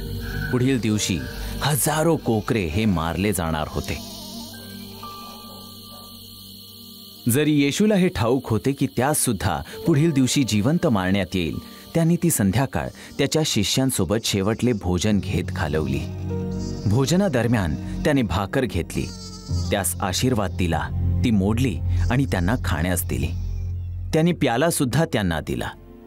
त्याने त्यांना सांगितले, मोडलेल्या भाकरीने त्यांना त्यांच्या शरीराविषयी आठवण द्यावी आणि लाल रसने त्यांना त्याच्या रक्ताविषयी आठवण द्यावी, जे सांडण्यात येईल की पापांच्या क्षमेकरिता नवीन करार आणावा. मध्यरात्रीच्या वेळी त्याने त्याच्या शिष्यांना एका बागेमध्ये नेले, ज्यास गेतसेमाने म्हणतात. तेथे जो भयंकर प्रकार होणार आहे तो जाणून त्याने त्याच्या पित्याकडे प्रार्थना केली. मग जसे काही सूचना मिळाली आहे, धार्मिक पुढारी शस्त्रधारी मनुष्यांसह घोळक्याने तेथे पोहोचले. येशूने त्यांना म्हटले, जसे लुटारूवर तरवारी व सोटे घेऊन जावे तसे तुम्ही मला धरावयास बाहेर आला काय? मी प्रतिदिवशी मंदिरात बसून शिक्षण देत असे तरी तुम्ही मला धरले नाही. पण संदेष्ट्यांचे लेख पूर्ण व्हावे म्हणून हे सर्व झाले. इतक्यात सर्व शिष्य त्याला सोडून पळाले. येशूने त्या लोकांना त्यास बांधू दिले व त्यास प्रमुख याजकाच्या घराकडे नेऊ दिले, जेथे यहुदी पुढारी एकत्र झाले होते. तेथे अनेक लोकांनी येशूविषयी खोटे बोलले. तेव्हा प्रमुख याजकाने मध्ये उभे राहून येशूला विचारिले, तू काही उत्तर देत नाहीस काय? हे तुझ्या विरुद्ध साक्ष देतात हे काय? तथापि तो उगाच राहिला. त्याने काही उत्तर दिले नाही. पुन्हा प्रमुख याजकाने त्याला विचारिले, धन्यवादिताचा पुत्र ख्रिस्त तो तू आहेस काय? येशूने म्हटले, मी आहे. आणि तुम्ही मनुष्याच्या पुत्राला सर्व समर्थाच्या उजवीकडे बसलेले व आकाशाच्या मेघांसह येताना पाहाल. तेव्हा प्रमुख याजक आपली वस्त्रे फाडून बोलला, आम्हा साक्षीदारांची आणखी काय गरज? हे दुर्भाषण तुम्ही ऐकले आहे. तुम्हाला कसे वाटते? तेव्हा हा मरणदंडास पात्र आहे असे सर्वांनी ठरविले. मग कित्येक त्याचवर थुंकू लागले, त्याचे तोंड झाकून व त्याला बुक्क्या मारून, अंतर्ज्ञानाने बोल असे त्याला म्हणू लागले.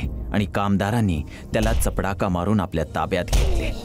यहुदी न्यायालयाने मृत्यूची शिक्षा ठोठावली होती, परंतु त्यांच्याकडे अधिकार नव्हता की तसे प्रत्यक्षात करावे. केवळ रोमन न्यायालय हे करू शकत होते.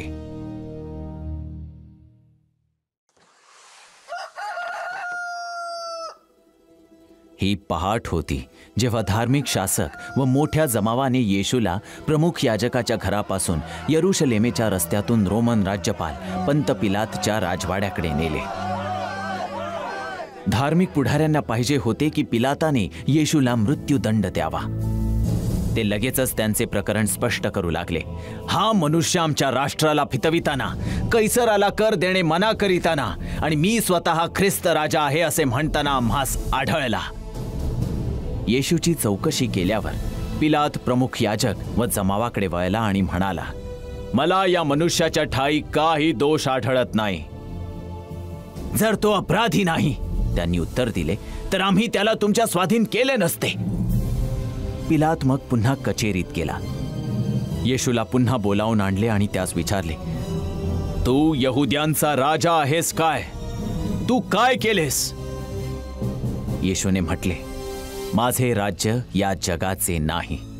माझे राज्य या जगाचे असते तर मी यहुद्यांच्या स्वाधीन होऊ नये म्हणून माझ्या शिपायांनी लढाई केली असती, परंतु माझे राज्य येथील नाही. तर तू राजा आहेस, पिलात म्हणाला. येशूने उत्तर दिले की, मी राजा आहे असे तू म्हणतोस. मी यासाठी जन्मलो आहे व यासाठी जगात आलो आहे की मी सत्याविषयी साक्ष द्यावी. जो कोणी सत्याचा आहे तो माझी वाणी ऐकतो. सत्य काय आहे? पिलाताने विचारले. यासह तो पुन्हा बाहेर यहुद्यांकडे गेला आणि म्हटले, याच्या ठाई मला काही अपराध दिसत नाही. परंतु जमाव ओरडत राहिला, त्यास वधस्तंभी खिळा, वधस्तंभी खिळा. तो तिसऱ्याने म्हटले, का? त्याने काय वाईट केले आहे? त्याचकडे मरणास योग्य असा काही दोष मला आढळला नाही. यास्तव मी याला फटके मारून सोडून देतो. परंतु याला वधस्तंभाशी खिळावे असे त्यांनी मोठ्याने ओरडून आग्रह केला आणि त्यांच्या ओरडण्याला यश आले. पिलातास ठाऊक होते की येशू निर्दोष आहे, परंतु कारण धार्मिक पुढारी व त्यांच्या जमावाने तो घाबरला होता म्हणून त्याने येशूला मृत्यूची शिक्षा देण्यास दोषी ठरविले. पिलाताने येशूला रोमन नियमाची अत्यंत कठीण शिक्षा ठोठावली. क्रूर फटके मारणे व त्यानंतर वधस्तंभावर खेळणे. दोषी अपराध्यांस एका चाबकाने ज्या स्नोकदार धातूचे तुकडे लावलेले आहेत त्याद्वारे फटके मारले जात असत. 700 वर्षांपूर्वी प्रभूने संदेष्टा यशयाला हे लिहिण्यास सांगितले होते. मी मारणाऱ्यांपुढे आपली पाठ केली, केस उपटणाऱ्यांपुढे मी आपले गाल केले. उपमर्द व छिथू यांपासून मी आपले तोंड चुकविले नाही. शुभवर्तमान आपल्याला सांगते की प्रभूला फटके मारल्यावर काय घडले. राज्यपालाच्या काही सैनिकांनी येशूला त्यांच्या कचेरीत नेले आणि संपूर्ण पलटण बोलाविले. त्यांनी त्याची वस्त्रे काढली आणि त्यास किरमिजी झगा घातला. काट्यांचा मुकुट गुंफून त्याच्या मस्तकावर ठेविला. त्याच्या उजव्या हातात वेद दिला आणि त्याच्या पुढे गुडघे टेकून, हे यहुद्यांच्या राजा, तुझा जय जयकार होवो असे म्हणून त्यांनी त्यांची थट्टा मांडली.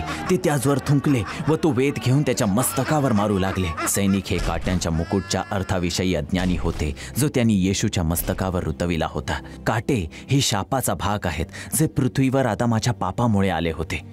गौरवाचा पवित्र राजा हा आला होता की आपल्यासाठी पापाचा शाप घ्यावा. मग त्याची थट्टा केल्यावर त्यांनी त्याच्या अंगातून तो झगा काढून त्याची वस्त्रे त्याच्या अंगात घातली आणि त्याला वधस्तंभावर खिळण्याकरिता नेले. दोषी ठरलेल्या 2 अपराध्यांस सुद्धा येशू बरोबर घेऊन गेले. ज्या ठिकाणी त्यांना वधस्तंभी देण्यात येणार होते तेथपर्यंत प्रत्येकाला त्याचा वधस्तंभ उचलून नेण्यास सांगितले होते. या क्रूर मिरवणुकीच्या मार्गात अर्ध्यावर रोमन सैनिकांनी उत्तर आफ्रिकेच्या एका मनुष्यावर जबरदस्ती केली की येशूचा वधस्तंभ उचलून चालावे. मग ते यरुशलेमेच्या दाटीच्या रस्त्यातून नगराच्या वेशीबाहेर एका टेकडीवर गेले ज्यास गुलगुथा म्हणतात. डोंगर मोरियाचा उत्तरी भाग, जेथे 1900 वर्षांपूर्वी संदेष्टा अब्राहामने म्हटले होते, बाळा, परमेश्वर स्वतः होमार्पणासाठी कोकरू पाहून देईल. त्या कोकऱ्यासाठी ही मरणाची वेळ होती.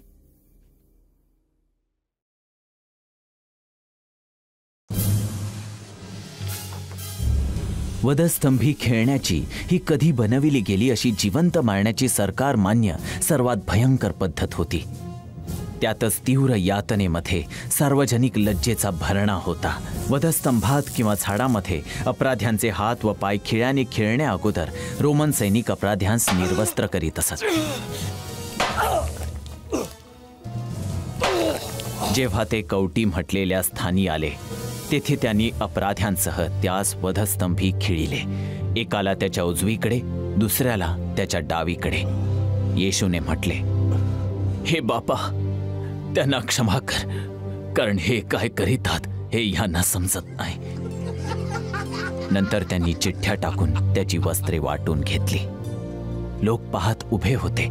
अधिकारीही उपहास करीत म्हणाले, त्याने दुसऱ्याच तारिले. सर, तो देवाचा ख्रिस्त त्याचा निवडलेला असला तर त्याने स्वतःचा बचाव करावा. जर येशूने स्वतःला वाचविले असते तर तो आपल्याला वाचवू शकला नसता. जमावाला काही कल्पना नव्हती की परमेश्वराने जे संदेष्टा दाविदासचे बोलले होते ते पूर्ण करीत होते. त्यांनी माझे हात पाय विंधिले आहेत, ते माझ्याकडे टक लावून पाहतात. ते माझी वस्त्रे आपसात वाटून घेतात आणि माझ्या पेहरावावर चिठ्ठ्या टाकीतात. मला पाहणारे सर्व माझा उपहास करीतात, वाकुल्या दाखवितात, थट्टेने डोके हलवितात. ते म्हणतात, परमेश्वरावर आपला हवाला टाक, तो त्याला मुक्त करो, तो त्याला सोडवो, तो त्याचा आवडता आहे. परमेश्वराची वाचवण्याची योजना ही प्रत्येक बारकाईने पूर्ण झाली.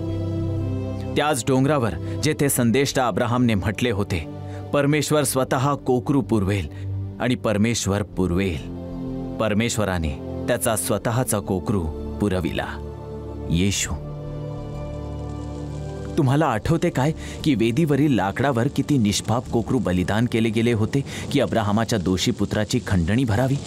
आता देवाचा पापरहित पुत्र एका लाकडाच्या वधस्तंभावर बलिदान केला गेला होता की आदामाच्या दोषी वंशजांची खंडणी भरावी. परमेश्वराने अब्राहामाच्या पुत्राला वाचविले होते, परंतु त्याने त्याच्या स्वतःच्या पुत्राला वाचविले नाही, परंतु आपल्या सर्वांसाठी त्यास देऊन टाकले. देवाने जगावर एवढी प्रीती केली की त्याने आपला एकुलता एक पुत्र दिला, यासाठी की जो कोणी त्याचवर विश्वास ठेवितो त्याचा नाश होऊ नये, तर त्याला सार्वकालिक जीवन प्राप्त व्हावे. देवाने खंडणी भरली की तुम्ही जे रिकामी जीवन तुमच्या वाडवडिलांकडून वारशाने प्राप्त केले होते त्यापासून तुम्हाला सोडवावे. आणि खंडणी जी त्याने भरली ही केवळ सोने किंवा चांदी नव्हते. त्याने तुमच्यासाठी ख्रिस्त, जो निष्कलंक व निर्दोष कोकरा, याच्या मूल्यवान रक्ताने किंमत भरली. हे इतके तुम्ही देवासाठी महत्त्वपूर्ण आहात.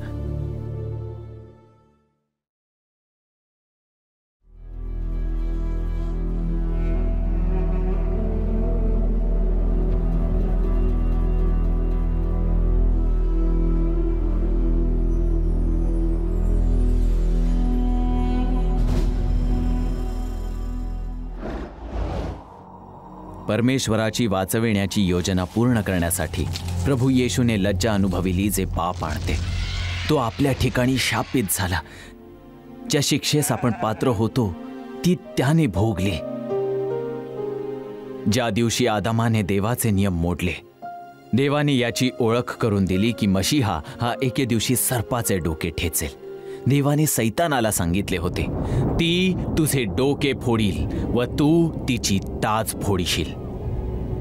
सैतान तारणाऱ्याच्या टाचेवर प्रहार करीत आहे याविषयी प्राचीन गूढ भविष्यवाणीने भाकीत केले होते की देवाचा कोकरा वधस्तंभावर लज्जा व यातना सहन करेल, कारण तो आपल्या अपराधांमुळे घायाळ झाला.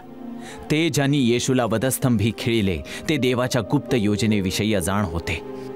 या युगातल्या अधिकाऱ्यातील कोणालाही कळत नाही. त्यांना कळले असते तर त्यांनी गौरवाच्या प्रभूला वधस्तंभावर खिळले नसते.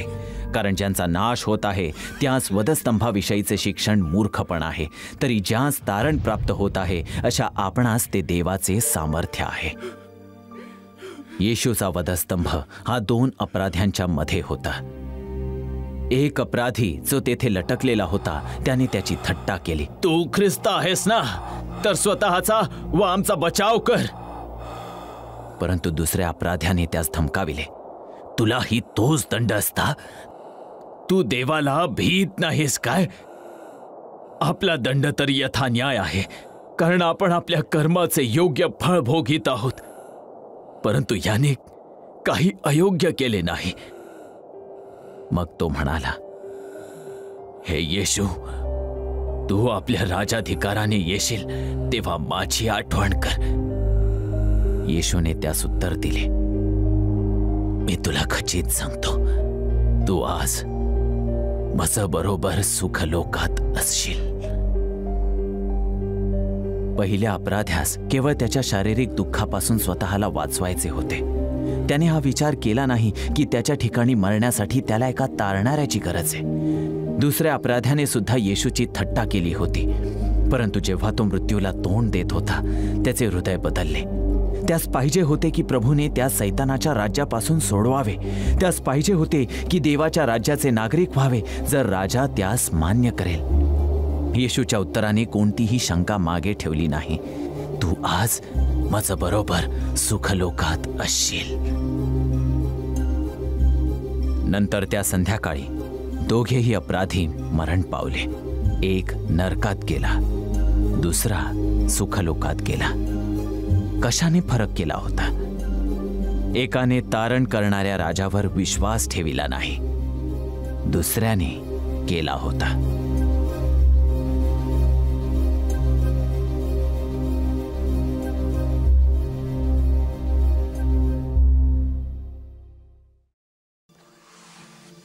आता दुपारची वेळ होती. येशू आता अगोदरच वधस्तंभावर 3 तासांपासून होता. काळे ढग जमा झाले. दिवस रात्रीप्रमाणे झाला. भयभीत झालेले बघे लोक निघून गेले. त्या टेकडीवर पूर्णपणे शांतता पसरली होती.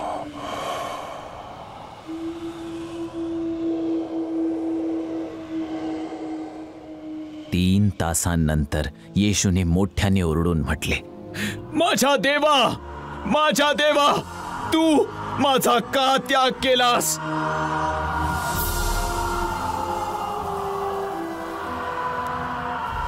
वधस्तंभाच्या वेदीवर देवाच्या सार्वकालिक पुत्राला स्वर्गातील देवाकडून वेगळे झाल्याची भयंकर जाणीव झाली. त्या अंधाऱ्या तासाच्या दरम्यान मनुष्यांच्या डोळ्यापासून लपलेले देवाने आपली सर्व पापे घेतली आणि त्याच्या पवित्र पुत्रावर ठेवली होती. येशू हा शेवटचे बलिदान झाला होता. जसे काही भूतकाळ, वर्तमान काळ व भविष्य काळाची जगाची पापे येशूवर लादण्यात आली होती. स्वर्गातील देवाला दुसरीकडे पाहावे लागले, कारण त्याचे डोळे इतके पवित्र आहेत की दुष्टता तुझ्याने पाहवत नाही. 3 तास देवाचा क्रोध त्याच्या स्वतःच्या होमार्पणावर पापाविरुद्ध भडकला होता. वेदीवर बलिदान केलेल्या कोकऱ्याप्रमाणे देवाचा कोकरा हा स्वर्ग व पृथ्वीच्या मध्ये, परमेश्वर व मानवाच्या मध्ये वधस्तंभावर लटकलेला होता. असीमित जण याने योग्य वेळी नरकाची आपली यातना सहन केली, जेणेकरून आपण सार्वकालिकतेमध्ये त्यास भोगू नये. मग ते सर्व पूर्ण केले गेले. हे जाणून की त्याने पापी ज्या शिक्षेस पात्र होते ते त्याने शोषले होते, आणि हे की त्याने जुन्या कराराच्या भविष्यवाण्या पूर्ण केल्या होत्या, येशूने म्हटले, पूर्ण झाले आहे. मग त्याने मस्तक लववून आपला आत्मा समर्पण केला. त्या क्षणी मंदिरातील पडदा वरपासून खालपर्यंत फाटून दुभागला. पृथ्वी हादरली व खडक फुटले. अनेक शतके कोकरा हा मंदिराच्या वेदीवर जिवंत मारला व जाळला जात होता. जेव्हा येशू मरण पावला, देवाने तो पडदा फाडून मार्ग उघडा केला, ज्याने विशेष खोलीला लपविले होते, जेथे पाप झाकण्यासाठी प्रत्येक वर्षी रक्त शिंपडले जात होते. पडदा दुभागल्याद्वारे परमेश्वर घोषित करीत होता, हे पूर्ण झाले आहे. पापाचे कर्ज हे पूर्णपणे भरले गेले आहे. माझ्या कोकऱ्याने जगाच्या पापाकरिता त्याचे पवित्र रक्त सांडले आहे. पापासाठी प्राण्यांचे रक्त मी येथून पुढे स्वीकारणार नाही. माझा प्रिय पुत्र हा शेवटले बलिदान आहे. ते सर्व जे त्याच्यामध्ये विश्वास ठेवतात त्यांच्यासाठी स्वर्गाचे दार रुंद असे उघडे आहे.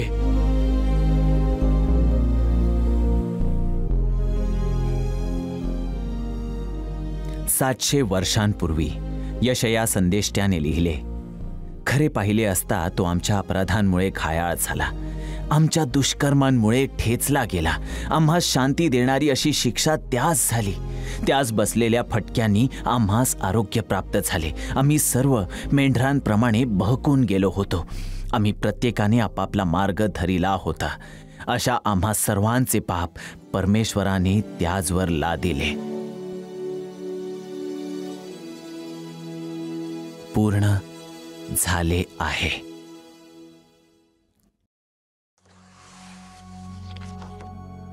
नासरेतचा येशू मरण पावला होता. फक्त याची खात्री करावी म्हणून एका सैनिकाने त्याच्या कुशीत भाला भोसकला. रक्त व पाणी लगेचच बाहेर आले. शिष्यांची आशा ही संपली होती. हा विचार की येशूने रोमन लोकांना ठेचावयास पाहिजे होते आणि पृथ्वीवर त्याचे राज्य स्थापन करावयाचे होते. शिष्य अजून त्याचे आश्वासन की तिसऱ्या दिवशी पुन्हा उठावे हे समजले नव्हते. वधस्तंभी खेळलेल्या अपराध्यांची मृत शरीरे सामान्यपणे नगराबाहेर कचऱ्यात असे किंवा कबरेंच्या ढिगाऱ्यात फेकून दिली जात असत. असे येशूच्या शरीराबरोबर झाले नाही. 700 वर्षांपूर्वी संदेष्टा यशयाने लिहिले होते, त्याची कबर दुर्जनांच्या कबरांमध्ये नेमिली होती आणि तो मेल्यावर धनवंतांची कबर त्यास प्राप्त झाली. देवाने त्याच्या पुत्राला सन्मानार्थ एका कबरेमध्ये पुरण्याची योजना केली होती. मग संध्याकाळ झाल्यावर अरिमथाईतील योसेफ नावाचा एक धनवान मनुष्य आला. हाही येशूचा शिष्य होता. त्याने पिलाताजवळ जाऊन येशूचे शरीर मागितले. तेव्हा पिलाताने ते द्यावयास आज्ञा केली. येशूच्या मृत्यू अगोदर अरिमथाईतील योसेफ आणि त्याचा मित्र निकदेम हे येशू जो मशिहाचे गुप्त अनुयायी होते. ते धार्मिक पुढाऱ्यांना घाबरत होते, परंतु येशूला वधस्तंभावर दुःख भोगताना पाहिल्यावर ते आता घाबरत नव्हते. म्हणून त्यांनी येशूचे शरीर घेतले, ते धुतले आणि जवळजवळ 35 किलो गंधरससह तागाच्या स्वच्छ वस्त्राच्या पट्ट्यामध्ये गुंडाळले. तशाच प्रकारचे शरीराला लावण्याचे महाग मसाले मागी लोकांनी बाळ येशूला दिले होते. पुढे त्यांनी शरीराला योसेफाच्या स्वतःच्या नवीन कबरेमध्ये ठेवले. प्रवेशद्वाराजवळ एक मोठा दगड लोटून ते घरी गेले. ते एक राजेशाही पूर्णे होते, एक राजाला योग्य असे होते. पुढील सकाळी धार्मिक पुढारी पिलाताकडे गेले. महाराज, तो ठग जिवंत असता 3 दिवसांनंतर मी उठेन असे म्हणाला होता. याची आम्हास आठवण आहे, म्हणून 3ऱ्या दिवसापर्यंत कबरेचा बंदोबस्त करावयास सांगावे. नाहीतर कदाचित त्याचे शिष्य रात्री येऊन त्याला चोरून नेतील व तो मेलेल्यातून उठला आहे असे लोकांस सांगतील. मग शेवटली फसगत पहिल्यापेक्षा वाईट होईल. पिलात त्यांस म्हणाला, तुमच्याजवळ पहारा आहे, जा, तुमच्याने होईल तसा बंदोबस्त करा. मग पहारा बरोबर घेऊन ते गेले आणि त्यांनी धोंडीवर शिक्का मारून कबरेचा बंदोबस्त केला. या दरम्यान कबरेमध्ये येशूच्या शरीरास काय होत होते? काही नाही.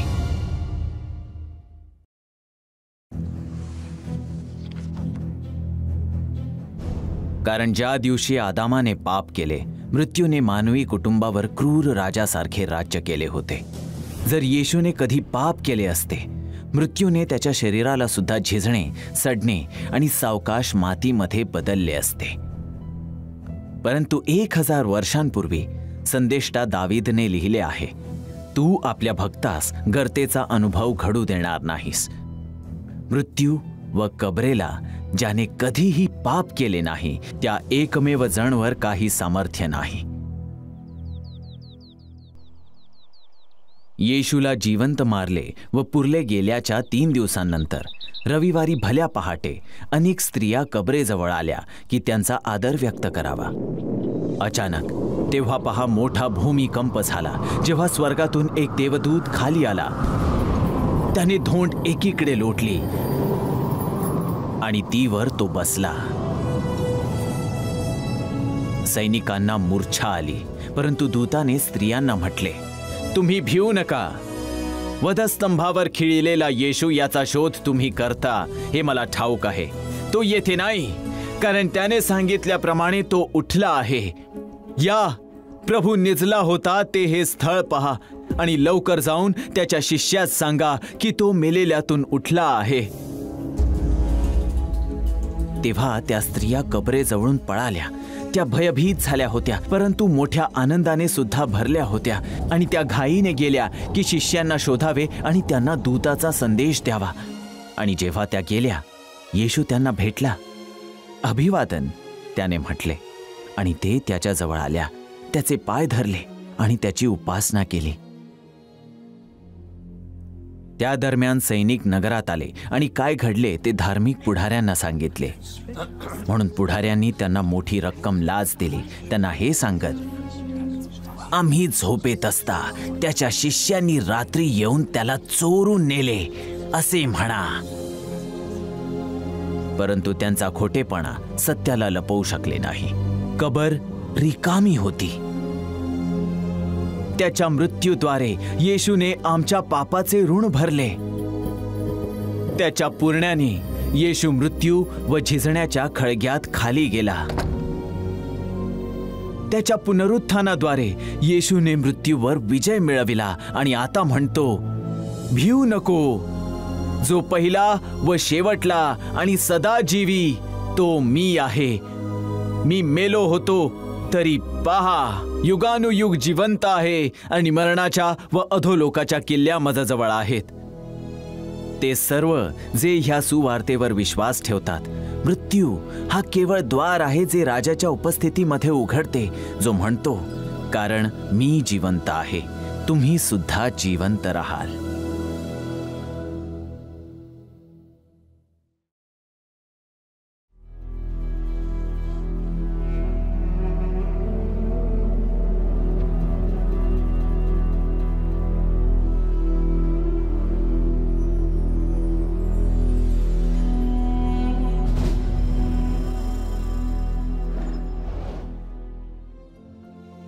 त्याच्या पुनरुत्थानाच्या दिवशी येशू त्याच्या अनेक शिष्यांना दिसला. प्रथम स्त्रियांना, मग पेत्र आणि मग पुढे 2 प्रवाशांना. त्याच दिवशी येशूचे 2 अनुयायी हे अम्माऊस गावी चालत जात होते, जे यरुशलेमेपासून 7 मैलावर होते. येशू स्वतः अचानक आला आणि त्यांच्याबरोबर चालू लागला, परंतु देवाने त्यास त्यांना ओळखू दिले नाही. त्याने त्यांना विचारले, तुम्ही चालताना ज्या गोष्टी एकमेकांबरोबर अत्यंत ध्यानपूर्वक बोलत आहात त्या कोणत्या? तेव्हा ते म्लान मुख होऊन उभे राहिले. मग त्यांच्यातून क्लपया नामे एकाने त्याला उत्तर दिले, आपण यरुशलेमातून प्रवास करीत असता त्यात या दिवसांमध्ये घडलेल्या गोष्टी ज्याला ठाऊक नाहीत असे आपण एकटेच आहात काय? तो त्यास म्हणाला, कोणत्या गोष्टी? त्या प्रवाशांनी त्यास सांगितले, नासरेथकर येशूविषयी त्यांना किती आशा होती की तो मशीहा असेल, की शत्रूवर विजय प्राप्त करावा, परंतु त्यास वधस्तंभी खिळिले आणि आता कबर रिकामी आहे, याचा काही अर्थ लागत नाही. मग येशूने त्यांना म्हटले, अहो निर्बुद्धी व संदेष्ट्यांनी सांगितलेल्या सर्व गोष्टींचा विश्वास धरण्यास मतिमंद मनुष्यांनो, ख्रिस्ताने ही दुःखे सोसावी आणि आपल्या गौरवात जावे याचे अगत्य नव्हते काय? मग येशूने मोशे व सर्व संदेष्टे यांपासून आरंभ करून शास्त्रातील आपणाविषयीच्या सर्व गोष्टींचा अर्थ त्यास सांगितला.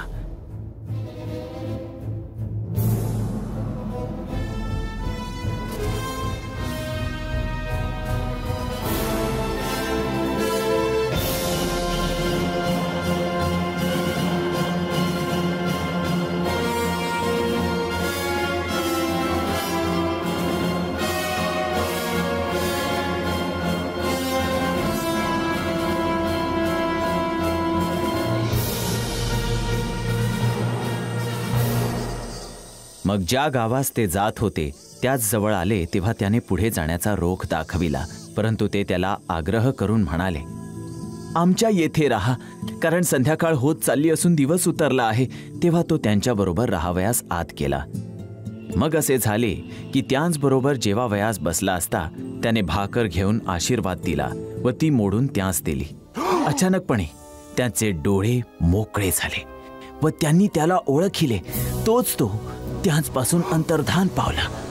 तेव्हा ते एकमेकास म्हणाले, तो वाटेने आपल्याबरोबर बोलत होता व शास्त्राचा उलगडा करीत होता, तेव्हा आपले अंतःकरण आतल्या आत उकळत नव्हते काय?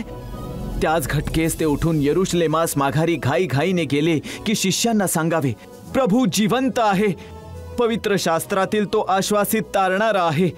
अर्पणांमध्ये चित्रित केलेला तो कोकरा आहे. तो प्रभू आहे. शेवटी संदेष्ट्यांच्या संदेशाने काही अर्थ दिला, परिपूर्ण अर्थाने.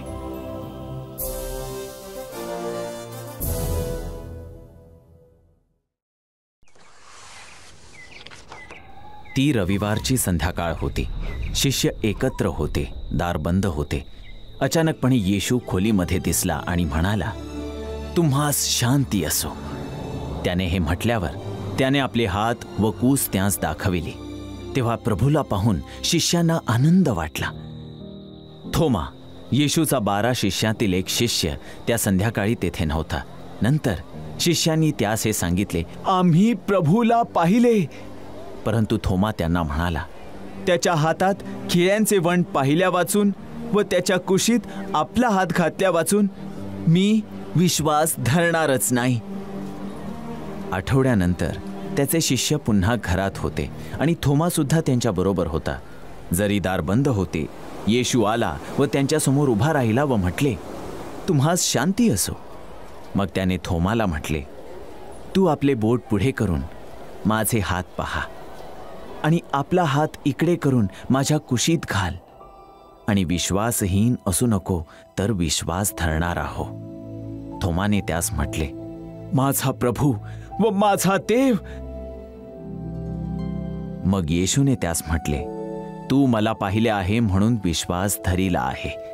पाहिल्या वाचून विश्वास धरणारे ते धन्य. पुढील 40 दिवस प्रभू त्याच्या शिष्यांना अचानकपणे भेट देत राहिला. त्यांच्याबरोबर बोलत असे आणि मग अदृश्य होत असे. येशूचे पुनरुत्थित शरीर भिंतींमधून जाऊ शकत होते आणि विचाराच्या वेगाने प्रवास करू शकत होते. तर असे शरीर असणारा तोच प्रथम होता, तो शेवटचा नसेल. जसे आपण पृथ्वीवरील मनुष्याच्या प्रतिमेमध्ये जन्मले आहोत, तसेच आपण स्वर्गीय मनुष्याची प्रतिमा धारण करू. कारण मनुष्याच्या द्वारे मरण आले म्हणून मनुष्याच्या द्वारे मेलेल्यांचे पुनरुत्थान आहे. जसं आदामामध्ये सर्व मरतात, तसे ख्रिस्तामध्ये सर्व जिवंत केले जातील.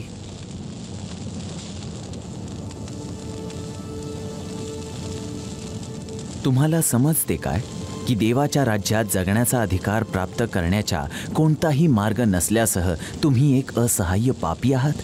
तुम्ही विश्वास ठेवता काय की प्रभू येशू तुमच्या ठिकाणी मरण पावला, तुमच्या पापांसाठी आणि पुन्हा जिवंत झाला, तुमच्यासाठी मृत्यूला पराभूत केले? जर तसे आहे तर मग परमेश्वर म्हणतो, तुम्ही आतापासून आदामामध्ये नाही, परमेश्वर तुम्हाला ख्रिस्तामध्ये नीतिमान असे पाहतो. एके दिवशी तुम्ही सुद्धा एक परिवर्तित शरीर प्राप्त कराल, त्याच्यासारखे, परंतु खिळ्यांच्या वणाशिवाय.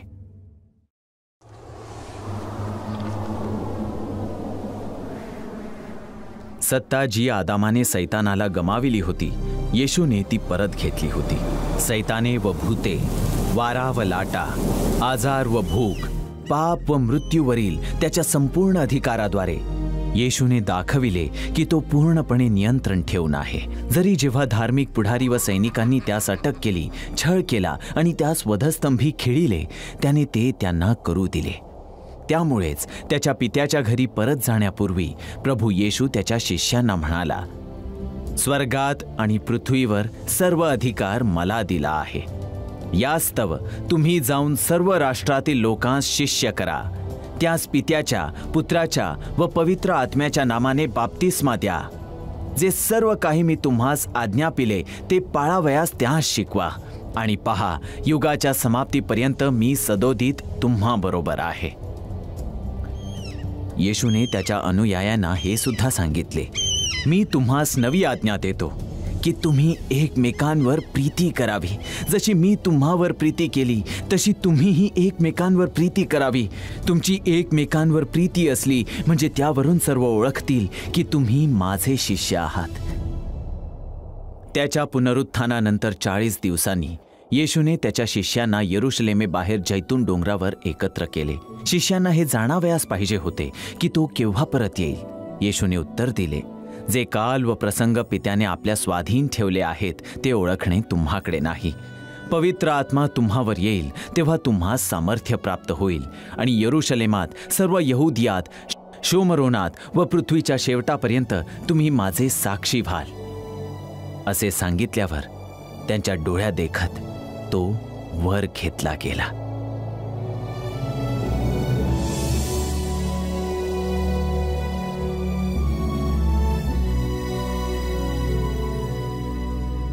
आणि मेघाने त्याला त्यांच्या दृष्टीआड केले. तो जात असता ते आकाशाकडे निरखून पाहत होते.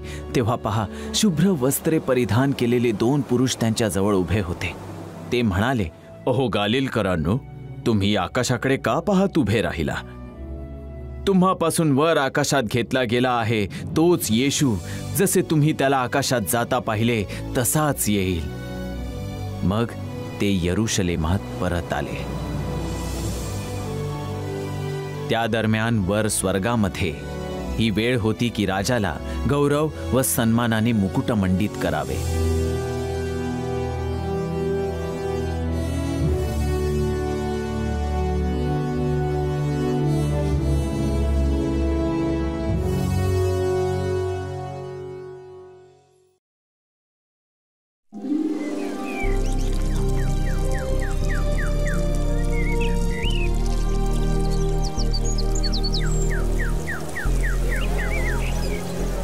वैभवाची कल्पना करा. रंग,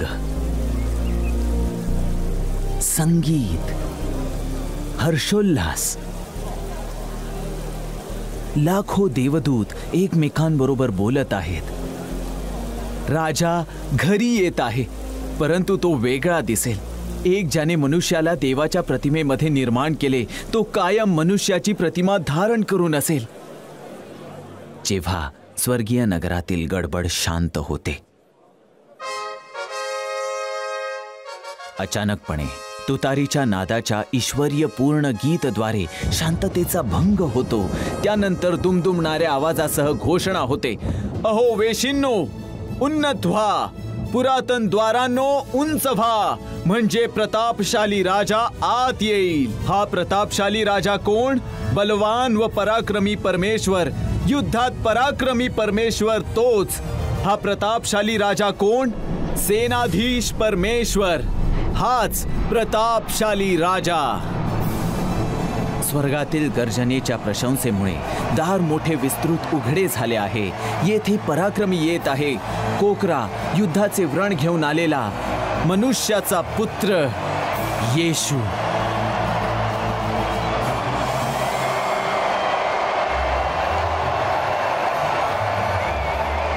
प्रशंसा करणाऱ्या असंख्य जणातून तो चालत आहे. त्याच्या पित्याच्या राजासनाकडे वळत आदामाच्या खंडणी भरून दिलेल्या वंशजांकडे तो पाहत आहे आणि खाली बसत आहे. नियुक्त सेवा कार्य पूर्ण केले गेले आहे.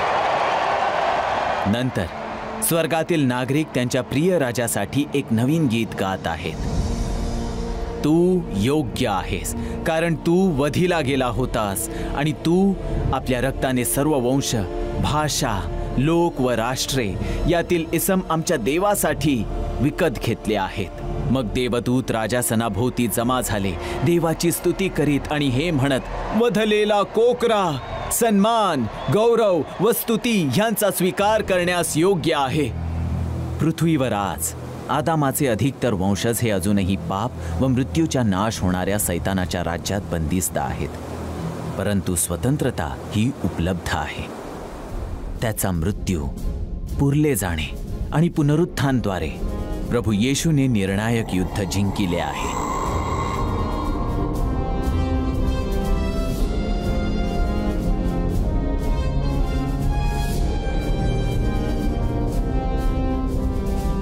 त्या सर्वांना जे त्याचवर विश्वास ठेवतात तो म्हणतो, तुमचे अंतःकरण अस्वस्थ होऊ नये. देवावर विश्वास ठेवा आणि माझवरही विश्वास ठेवा. माझ्या पित्याच्या घरात राहण्याच्या जागा पुष्कळ आहेत आणि मी जाऊन तुम्हासाठी जागा तयार केली, म्हणजे पुन्हा येऊन तुम्हास आपल्या जवळ घेईन, यासाठी की जेथे मी आहे तेथे तुम्हीही असावे. येशूने त्याला म्हटले, मार्ग, सत्य व जीवन मीच आहे.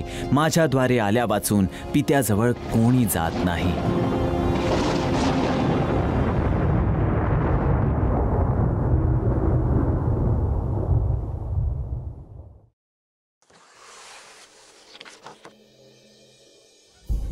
ह्या दिवसातील एका दिवशी जेव्हा जग हे त्याची वायफळ घोडदौड आणि खोट्या धर्मासह व्यस्त असेल, गौरवाचा राजा पृथ्वीवर परत येईल, परंतु एका नम्र गाढवावर नाही की त्याची निंदा केली जावी आणि काट्याने मुकुटमंडित केले जावे. पुनरुत्थित राजाने योहानाला भविष्यातील त्या दिवसाचे पूर्वावलोकन दिले आहे. नंतर मी स्वर्ग उघडलेला पाहिला. तो पहा, एक पांढरा घोडा आणि विश्वासू व सत्य असा म्हटलेला त्याचवर बसलेला एक स्वार माझ्या दृष्टीस पडला. तो नीतीने न्याय निवाडा करीतो व लढाई चालवितो. त्याचे डोळे अग्नीच्या ज्वालेसारखे व त्याच्या डोक्यावर पुष्कळ मुकुट होते. देवाचा शब्द हे नाव त्याला देण्यात आले होते. स्वर्गातील सैन्ये पांढऱ्या घोड्यावर बसून पांढरी व शुद्ध अशी तागाची तलम वस्त्रे अंगावर घालून त्याच्या मागे चालत होती.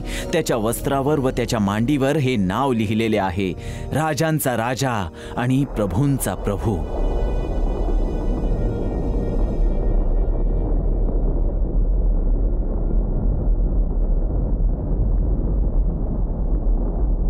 जेव्हा राजा परत येतो, स्वर्गातून एक वाणी गर्जना करेल, जगाचे राज्य आमच्या प्रभूचे व त्याच्या ख्रिस्ताचे झाले. तो युगानुयुग राज्य करील.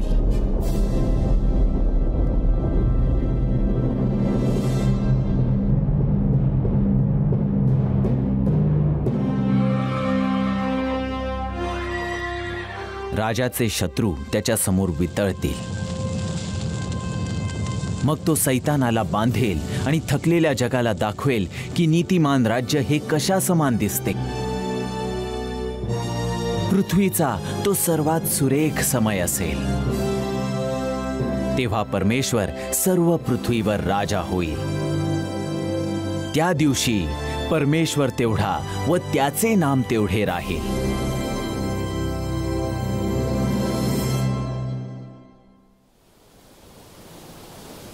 न्यायाच्या दिवशी प्रभू येशू हा न्यायाधीश असेल. तो धगधगीत अग्निरूप चक्रासह एका अग्निज्वालामय आसनावर बसला. त्याच्या समोरून अग्निप्रवाह वाहत होता. लाखो देवदूत त्याची सेवा करीत होते. लाखो त्याच्या समोर उभे होते. मग न्यायसभा भरली. वह्या उघडल्या.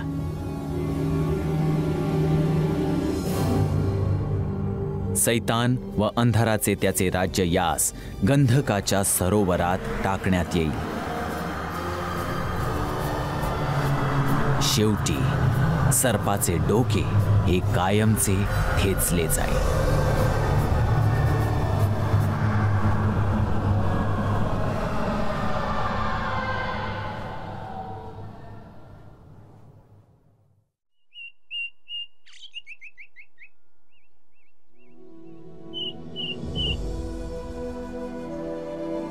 प्रकाशाच्या राज्याच्या नागरिकांसाठी परमेश्वर त्यांच्यासाठी एक नवीन स्वर्ग आणि एक नवीन पृथ्वी निर्माण करेल. ते त्याचे लोक होतील आणि परमेश्वर स्वतः त्यांच्याबरोबर असेल आणि त्यांचा देव होईल. तो त्यांच्या डोळ्यांचे सर्व अश्रू पुसून टाकील. यापुढे मरण हे नाही, शोक, रडणे व कष्टही नसणार.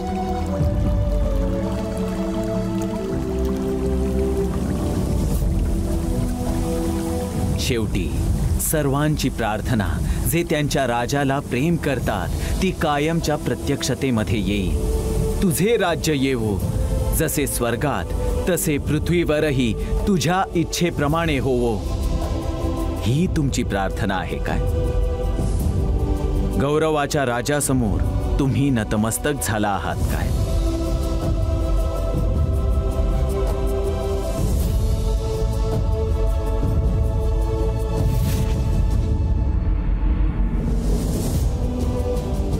तो तुमचा राजा आहे काय?